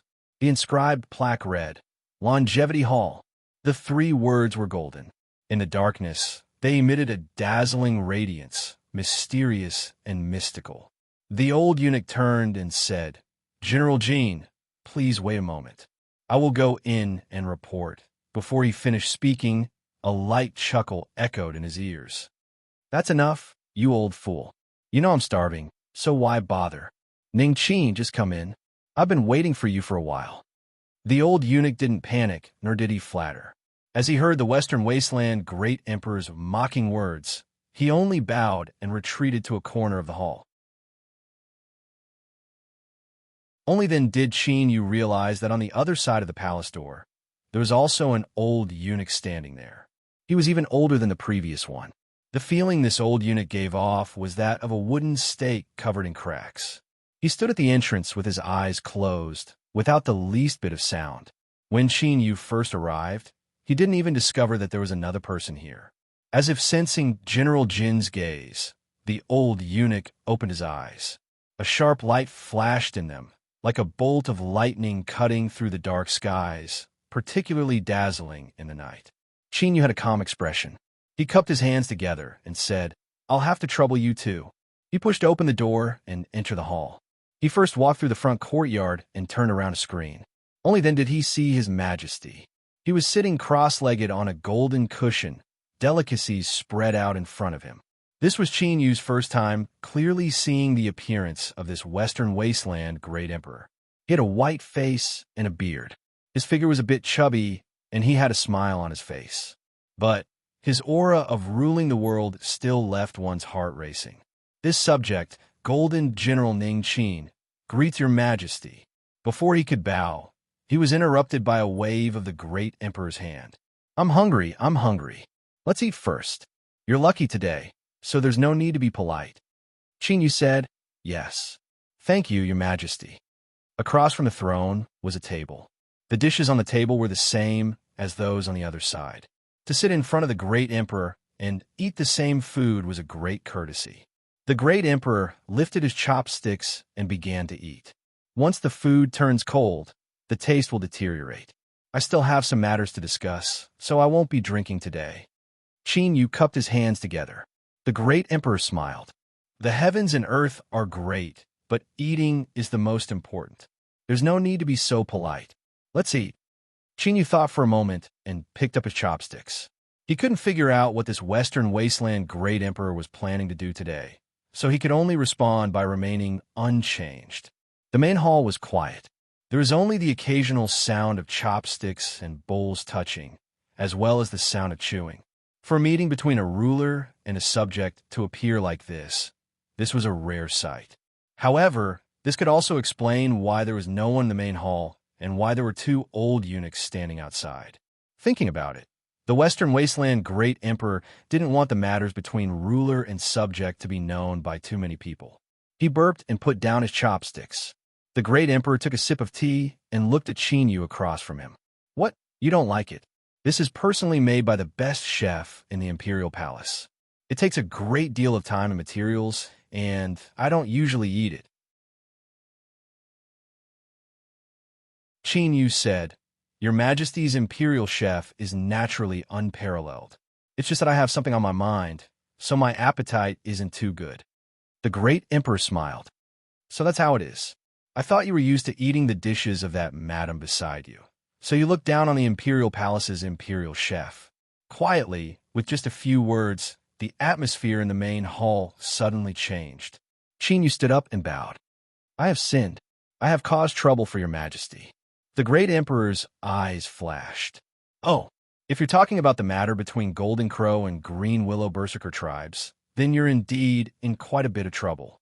There are enough memorials to impeach you in my study room, and they're enough to fill up a mountain that you can't even breathe. Qin shook his head, a sneer on his face. The aristocratic officials of the court do not know of your majesty's grand plans, so it is only natural that they are gravely mistaken. But this is not why I'm asking for forgiveness. He continued to say, In the past, after the incident at the Western Wasteland's Emperor Tomb, Yi Wangu tried to seize the palace lantern in my hands. In order to protect myself, I used the aura of the palace lantern to attract the attention of an ascetic cultivator who was chasing me that day, thus leading to Yi Wangu's death. This matter was seen by the demonic sect's chief disciple, the night demon sect's sect master. She seemed to have the ability to see through a person's heart, so I had always been worried about this. Afterwards, the Yi family repeatedly attacked me, as if they had determined that I was the murderer who killed Yi Wangu. Qin paused. Although strictly speaking, they didn't find the wrong person. This matter was a top secret, and no one besides me knew about it. Thus, I began to have my suspicions and borrowed the prestige of 100,000 troops to suppress the demonic sect and forcefully take Little Meaty away. The great emperor smiled. That's it. Qin bitterly smiled. I also know that the demonic sect is powerful and is the leader of all the sects in the world. This matter will inevitably lead to a counterattack. I have sinned, so I ask your majesty to punish me. The great emperor nodded. It seems that you haven't lost your mind yet. You know that your actions will cause great trouble. The demonic sect's chief disciple has already reported your evil deeds to me. And now, I heard that the demonic sect's little girl has returned to the imperial capital with you. The night demon sect's sect master has also set off for the imperial capital. I presume that he has already arrived at your residence. The great emperor coldly sneered. He looked down at Qin with a faint smile. I ask you, are you panicking?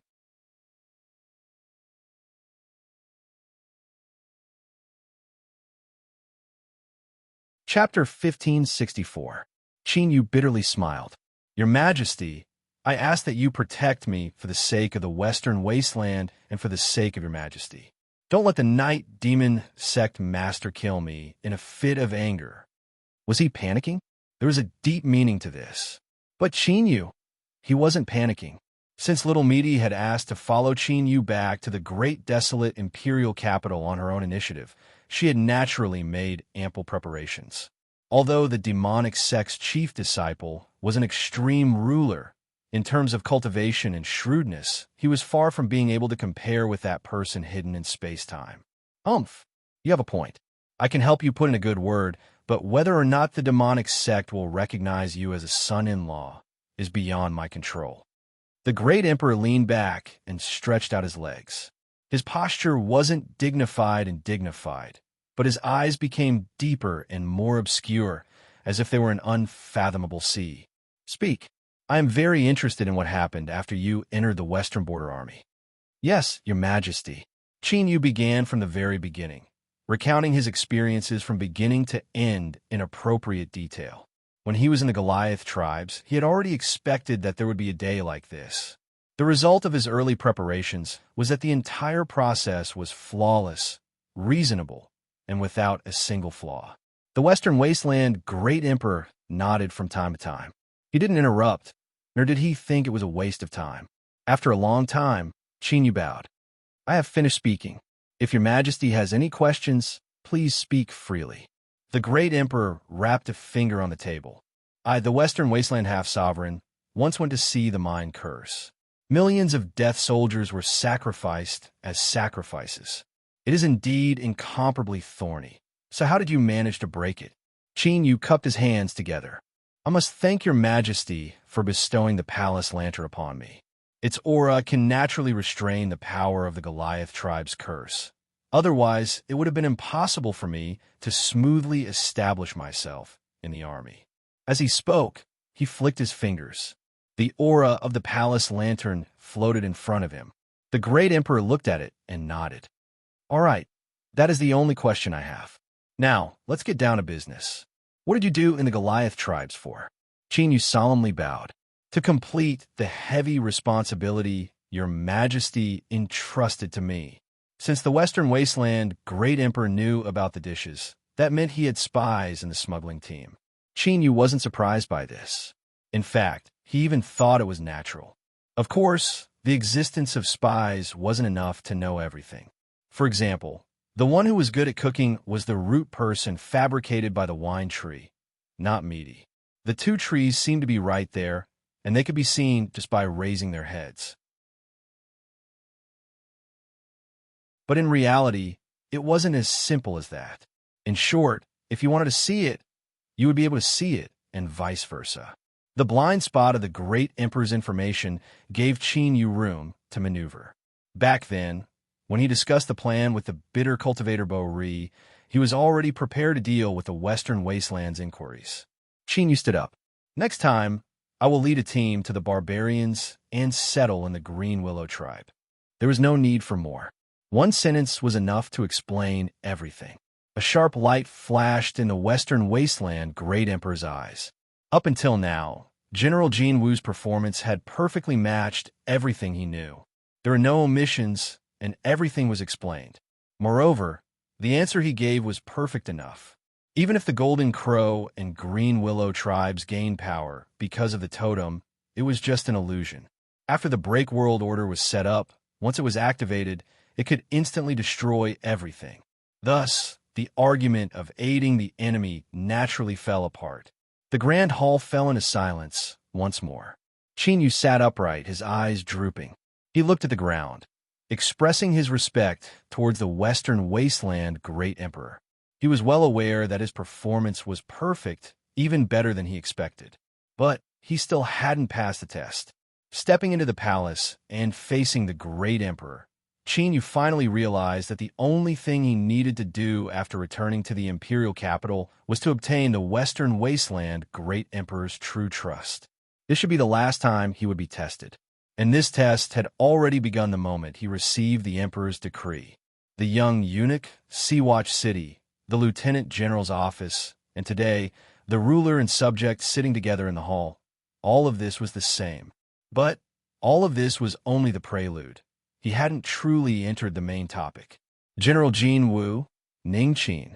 Here, the Western Wasteland Imperial Palace was brightly lit at night. The noble atmosphere of the royal family soared into the heavens, inspiring awe in all who saw it. At this time, in the massive imperial capital, the turtles and old turtles hiding deep in the waters all opened their eyes to look at the imperial palace. They could clearly feel that vast strength. So in the next moment, in the dazzling night sky above the imperial capital, trillions of stars began to shine down, sprinkling down endless starlight. It illuminated the massive imperial palace, as if it were wearing a sacred robe of starlight.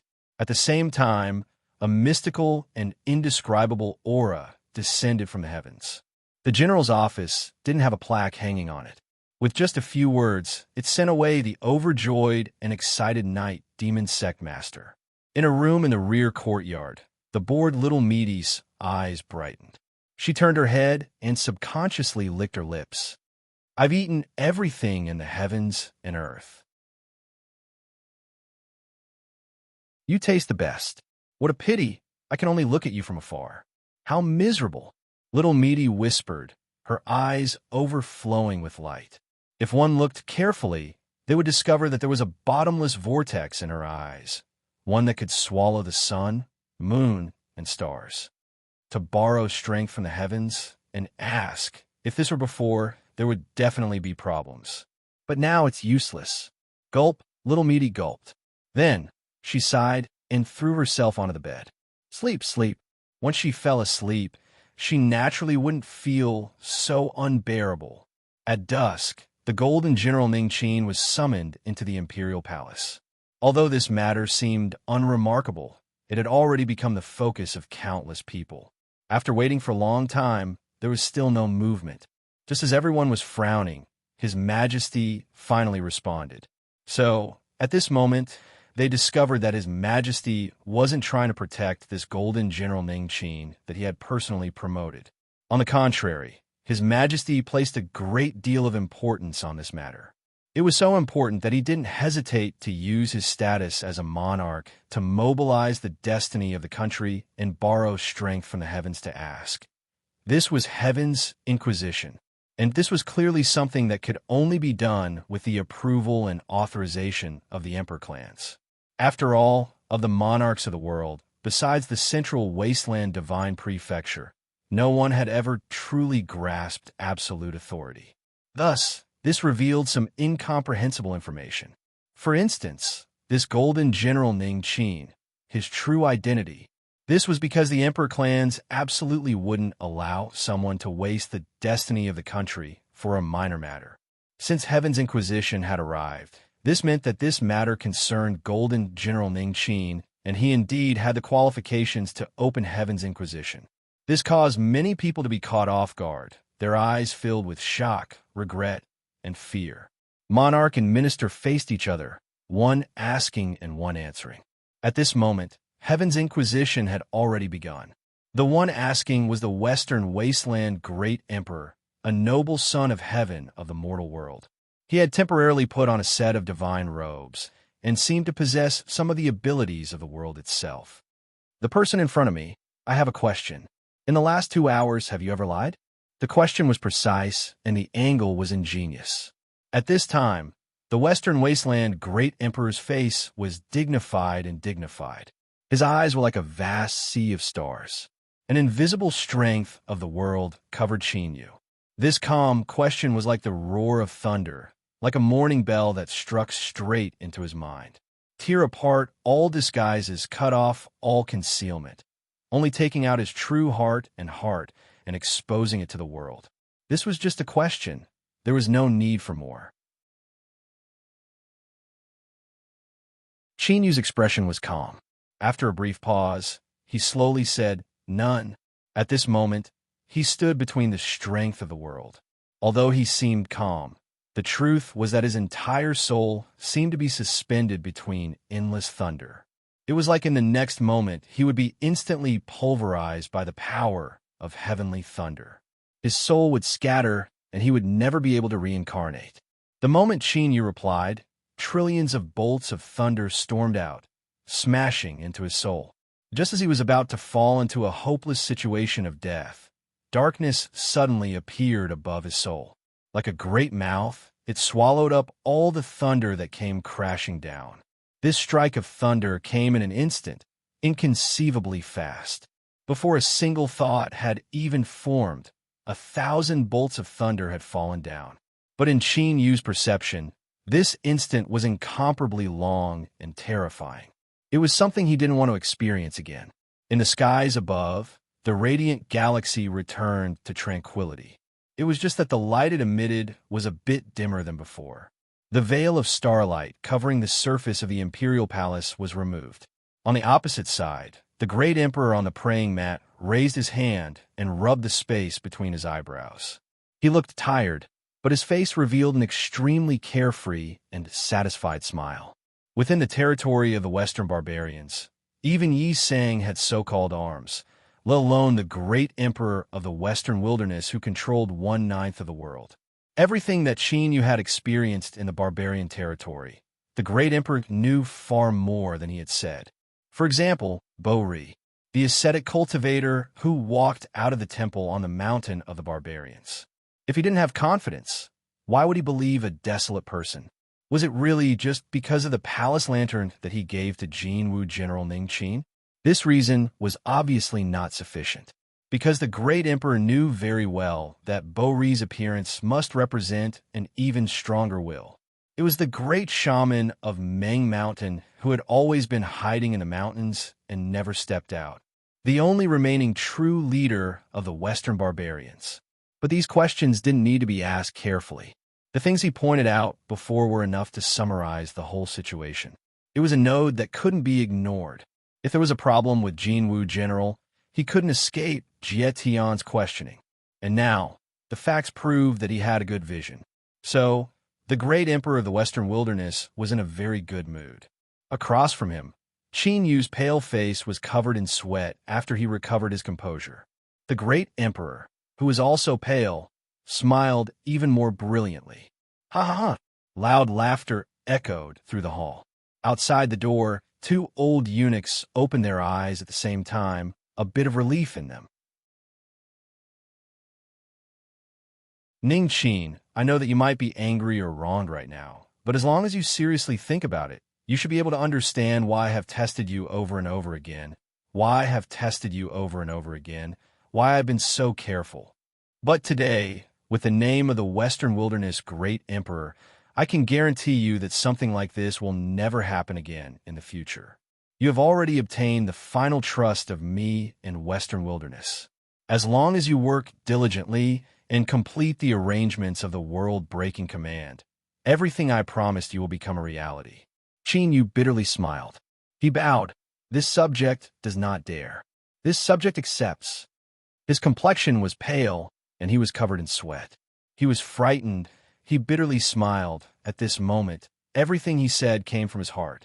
This was because even Qin Yu never imagined that the Western Wilderness would have such methods. They didn't hesitate to damage the destiny of their nation, to borrow the strength of the heavens, to ask questions. Luckily, he hadn't reached this step. If the heavens inquiry had descended upon him before he entered the Western Wilderness Border Army, he feared he would have become a miserable skeleton somewhere in the wilderness, and there was a high chance he would be incomplete. After a moment, the monarch and subjects' memorial ended. Qin Yu stepped out of the hall. A night wind blew past him, making him feel as if he had been separated from the world. General Jin, I will see you out. The expressionless old eunuch's tone softened a bit. As he looked at Qin Yu, his eyes were no longer as cold as before. Qin Yu cupped his hands together. Thank you. He left the imperial palace and boarded a carriage. Qin Yu sat motionless. He didn't stop the entire way until he arrived at the general's mansion. He got off the carriage and thanked the old eunuch once more. Then, he watched as the carriage left and returned to his mansion. Go, invite the madam to my room. In the darkness of the night, the general who had returned from the imperial palace had passed safely. Inviting the madam to congratulate him was a matter of course. This was because everyone knew that since General Jin Qin was able to return from the imperial palace unscathed tonight, none of the previous storms in the imperial capital would be able to touch him. Yes, General. The servants in the mansion respectfully complied, turned around, and quickly left. Little Meaty pushed open the door and closed it behind her. Qin Yu looked up at her, a questioning look in his eyes. Little Meaty nodded. Who? Qin Yu let out a long breath. He slumped down in his chair and gasped for breath, like a drowning man that had been rescued from the depths. At this moment, he was in an extremely distressed state. Across from him, Little Meaty hesitated for a moment. She didn't sneer or ridicule him. Instead, she poured a cup of tea and placed it in front of him. You have already done very well. This wasn't a compliment. It was just a simple statement of fact. When faced with the heavens' inquiry, to guard one's heart from being exposed was difficult, extremely difficult. In another courtyard of the general's mansion, the demonic sect chief disciple stood with his hands crossed behind his back. His eyes were deep and profound as he looked at the night sky above his head. It was hard for him to conceal the surging emotions in his heart. The mist had woken up. He didn't know the reason, nor did he think that this day would come so soon. But without a doubt, there was one thing that Sect Master Night Demon could be sure of. The mist was no longer the person that needed his protection. Deep in his heart, there was indeed a bit of disappointment and frustration. But There was even more emotion that came from the depths of his heart. In the end, he hadn't failed his master's trust. So, why did the mist continue to stay by General Jean Sheen's side? In addition to the aura that came from the Imperial Palace, Heaven's Inquiry, Sect Master Knight Demon could naturally judge just how important General Jean Sheen was from this. Could it be that the mist had suddenly awakened and the Western Wasteland's imperial family valued him so much that they were hiding some unknown secret? He took a deep breath and suppressed the surging emotions in his heart. After a long period of silence, Sect Master Knight Demon's eyes brightened. At this moment, he felt as if he had guessed something. If this was true, then it could explain why the mist continued to stay by General Jean Sheen's side and why she wasn't willing to give an explanation. But he wouldn't act rashly. There was only one chance. He needed the mist to speak, and only then would the long-silent demonic sect try to do something. On this night, after the Imperial Palace's heavenly inquisition, General Jean Sheen safely returned to his mansion. After this news spread out, there were bound to be many people who wouldn't be able to sleep at night.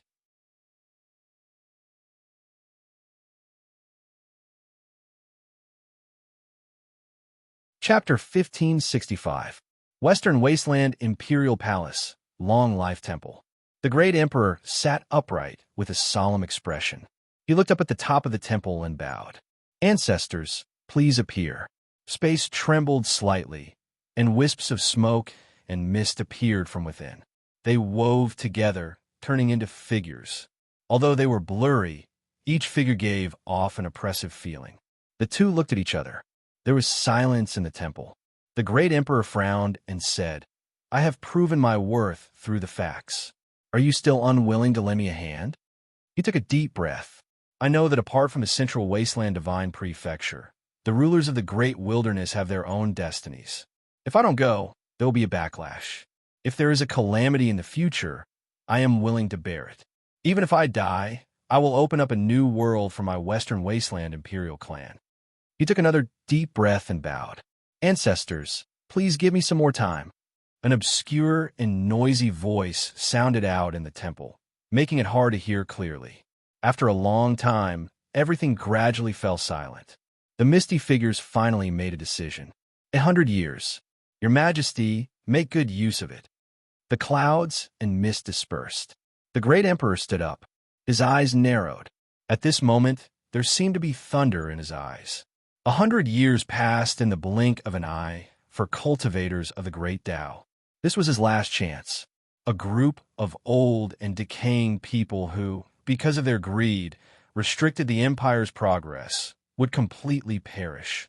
Imperial Zhou. The empire's surname was Zhou and not Li. Yi family. Everyone in the imperial capital knew that there was only one Yi family in this world. Then, another suddenly appeared and occupied 30% of the army. This was why there was a distinction between the old and the young. Those who called themselves the Yi family were the ones who were older and had higher seniority. The leading figure of the army, the patriarch, narrowed his eyes as he stood in the corridor. He looked up at the sea of stars above his head as it darkened. Behind him were the true descendants of the Yi family. Although there weren't many of them, they held true power. Each one was a great figure in the army. At this time, they stood solemnly, looking at the thin and old figure in front of them. Their eyes were filled with respect and awe, but there was also a dignified expression.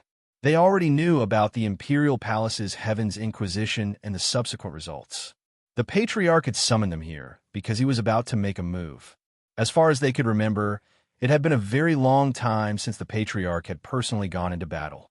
However, every time he did, it was a heaven-shaking, earth-shattering event that could change the entire structure of the Empire. You have all entered the Ancestral Temple to worship the Yi family ancestors and read the Yi family records. Originally, there was only one Yi clan in this world. It was just that the Imperial clan needed to keep the Empire's military in check, so they allowed the one in the West to also have the surname Yi.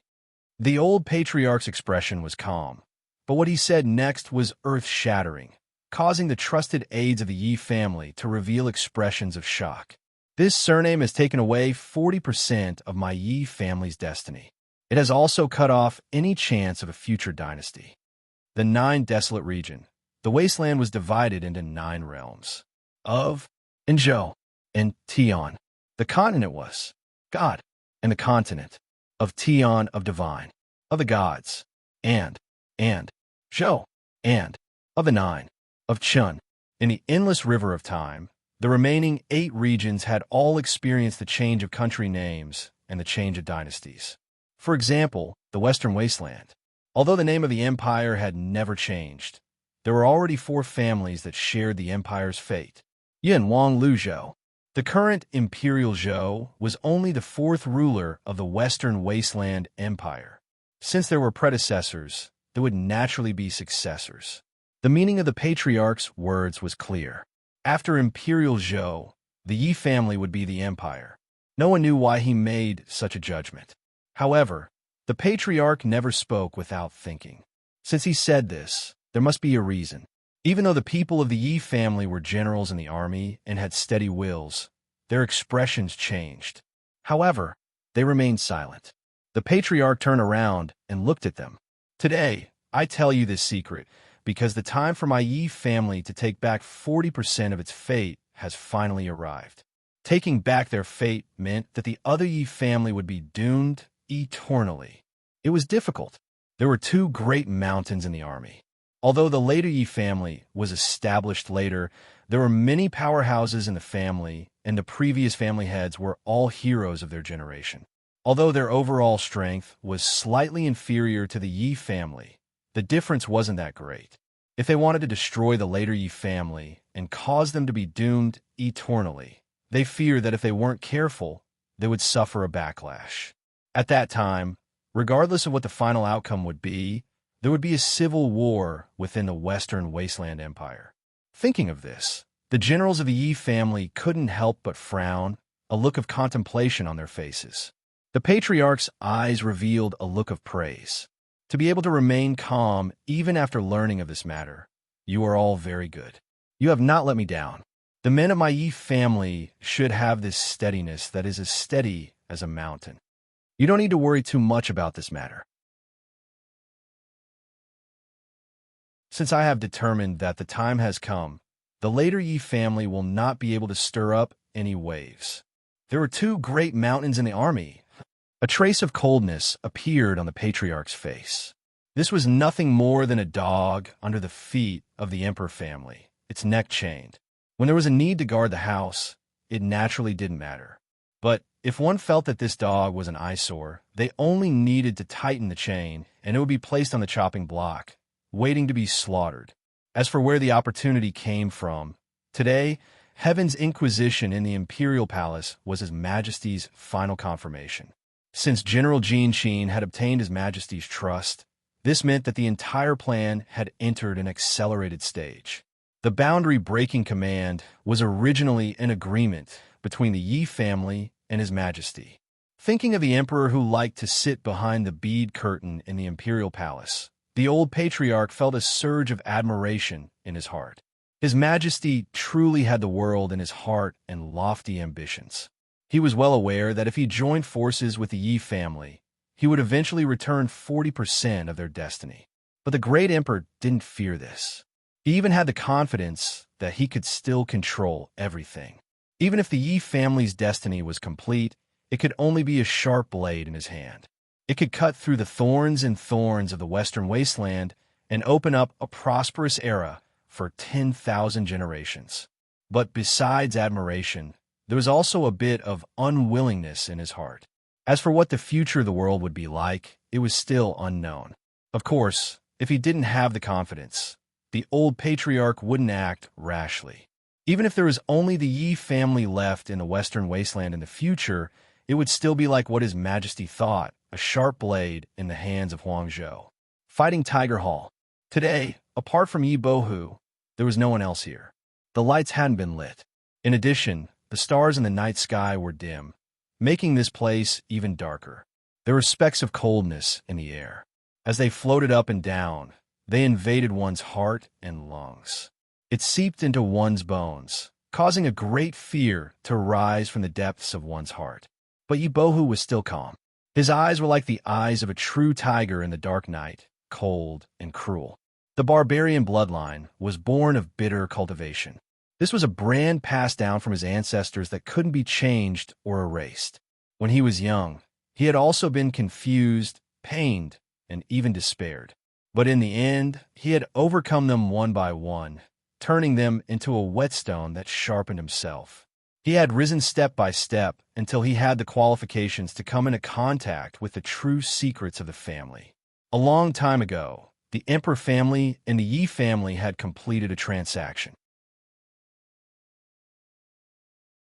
Thus, they took on the surname Yi and became a mountain in the empire's military. The two great Yi families stood opposite each other, shining in the eyes of the outside world. But all of the direct bloodline descendants of the Yi family knew that all of this was only an illusion, a beautiful illusion.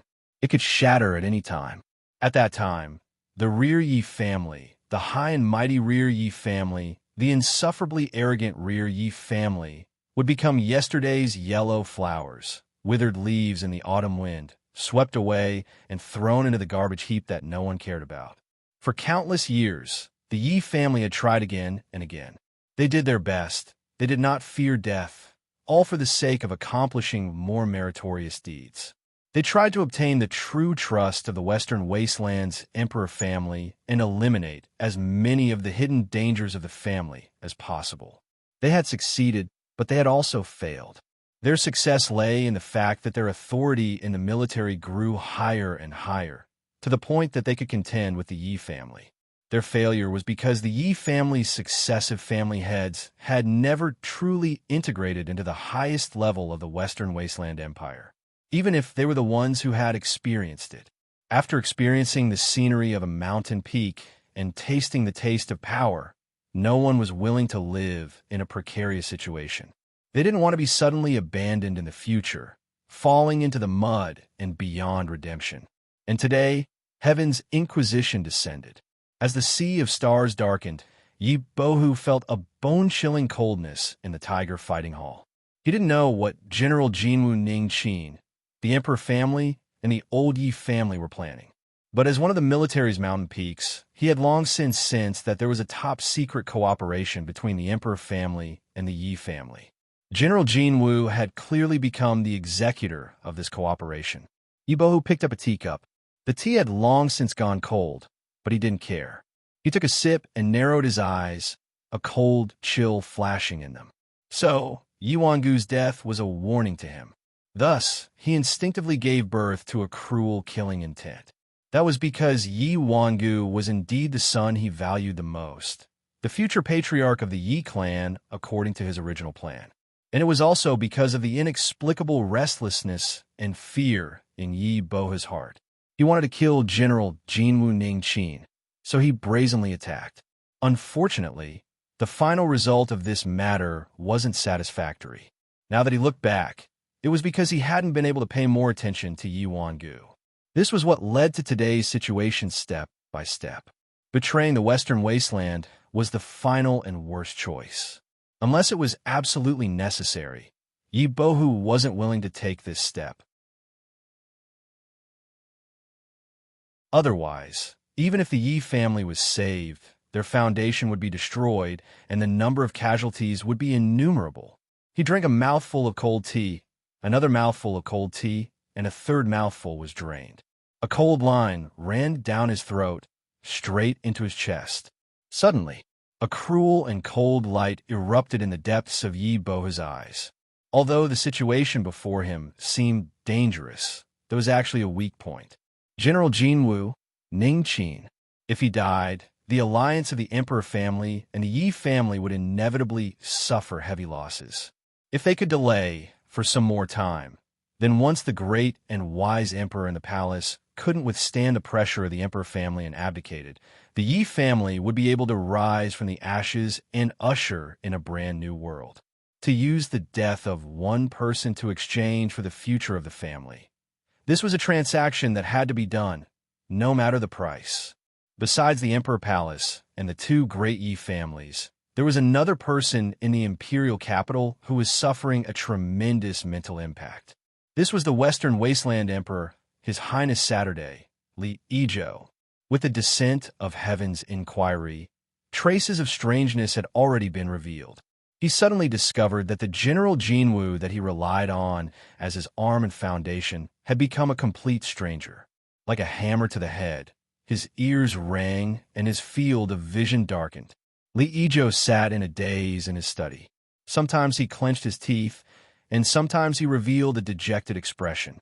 He only felt that everything he had done before was simply laughable. Ning Qin was actually His Majesty's person. After a long time, Li Ijo took a deep breath and suppressed the billowing waves in his heart.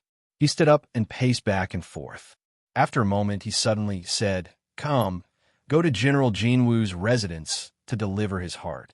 I will pay a visit tomorrow." General Jinwu was His Majesty's person, but there was still a mark on his body that belonged to him. He had to firmly hold on to this point and absolutely couldn't let go. Perhaps the future would be completely different. But there was one point that Li Ijo couldn't figure out. He was sure that Ning Qin was the last straw he could grab onto in this hopeless situation. He wasn't part of His Majesty's plan. Then why did Ning Qin become His Majesty's person? And why did he have the qualifications to cause Heaven's inquiry to descend? The night passed without words. Qin Yu didn't know how he finally fell asleep in his extreme fear and weak state. He only felt that his body was incomparably warm and soft, comforting his panic-stricken mind after experiencing Heaven's inquiry. He opened his eyes and looked at the gauze curtain above his head. There was a dazed look in his eyes before he gradually regained his composure. He was still alive. It was good to be alive. He took a deep breath and a faint fragrance entered his nose. His body stiffened. He turned around and let out a sigh of relief, a self-deprecating look on his face. But soon, he discovered a problem. A long hair fell on the bed. From the color and aura, it clearly didn't belong to Qin Yu. He frowned and reached out to pick it up. Then, he placed it under his nose, and his complexion changed. It really was her. Qin Yu rubbed his temples. Some blurry memories began to appear in his mind. He couldn't help but bitterly smile. He suddenly felt that the fact that he was still alive was indeed something worth rejoicing over. There was no one in the room. It was clear she had already left. Qin Yu sat there in a daze. There was only one question in his mind. Did something happen? But no matter how he thought about it, he couldn't find any memory fragments. Instead, that warmth and softness became more and more vivid in his mind, making him feel a little restless. He looked down and bitterly smiled. Even at this time, she still dared to have such thoughts. She really was audacious. He leapt off the bed and poured himself a cup of tea. Then, he clenched his teeth and pushed open the door. If it was a blessing, it wasn't a calamity. If it was a calamity, he couldn't avoid it. Sooner or later, he would be cut by a knife. Then, the first thing he saw was a figure standing in the courtyard with his hands crossed behind his back. Qin Yu's pupils shrank. He stopped and frowned, fear in his eyes. The other person turned around, revealing a dignified, middle-aged face. His eyes fell on Qin Yu, cold and filled with complex emotions. "General Golden Ning Qin, if you dare to betray my family in the future, I will personally kill you even if I have to go to the depths of the Yellow Springs." His killing intent boiled. After he finished speaking, he turned and walked away, vanishing from sight. Qin Yu's frown deepened. He thought that the dignified knight demon sect master, the chief elder of the demon sect, a peak sovereign realm master, had actually waited for him to wake up just to say some ruthless words. This was simply ridiculous. But soon, Qin Yu seemed to realize something. His body stiffened and his eyes turned dull. As he thought about the ruthless words that the Night Demon Sect Master said just now, he subconsciously licked his lips, his complexion paling. At this time, a maid walked over. She bowed. "General, the madam invites you to breakfast." Qin Yu stiffened even more. He took a deep breath and said, "I ask you, last night, where was the madam?" The maid was frightened. She quickly fell to her knees, her voice shaking. "Last night, General returned from the Imperial Palace and invited the madam. Afterwards, we all withdrew, She looked up at Chinyu, her eyes filled with sorrow and fear. It was clear she was saying, "You slept together all night, so why are you asking me this?" Chinyu was thoroughly stunned. You're tuning in to the Warrior Lore YouTube channel. Don't forget to subscribe and join us on this journey to catch the most captivating stories.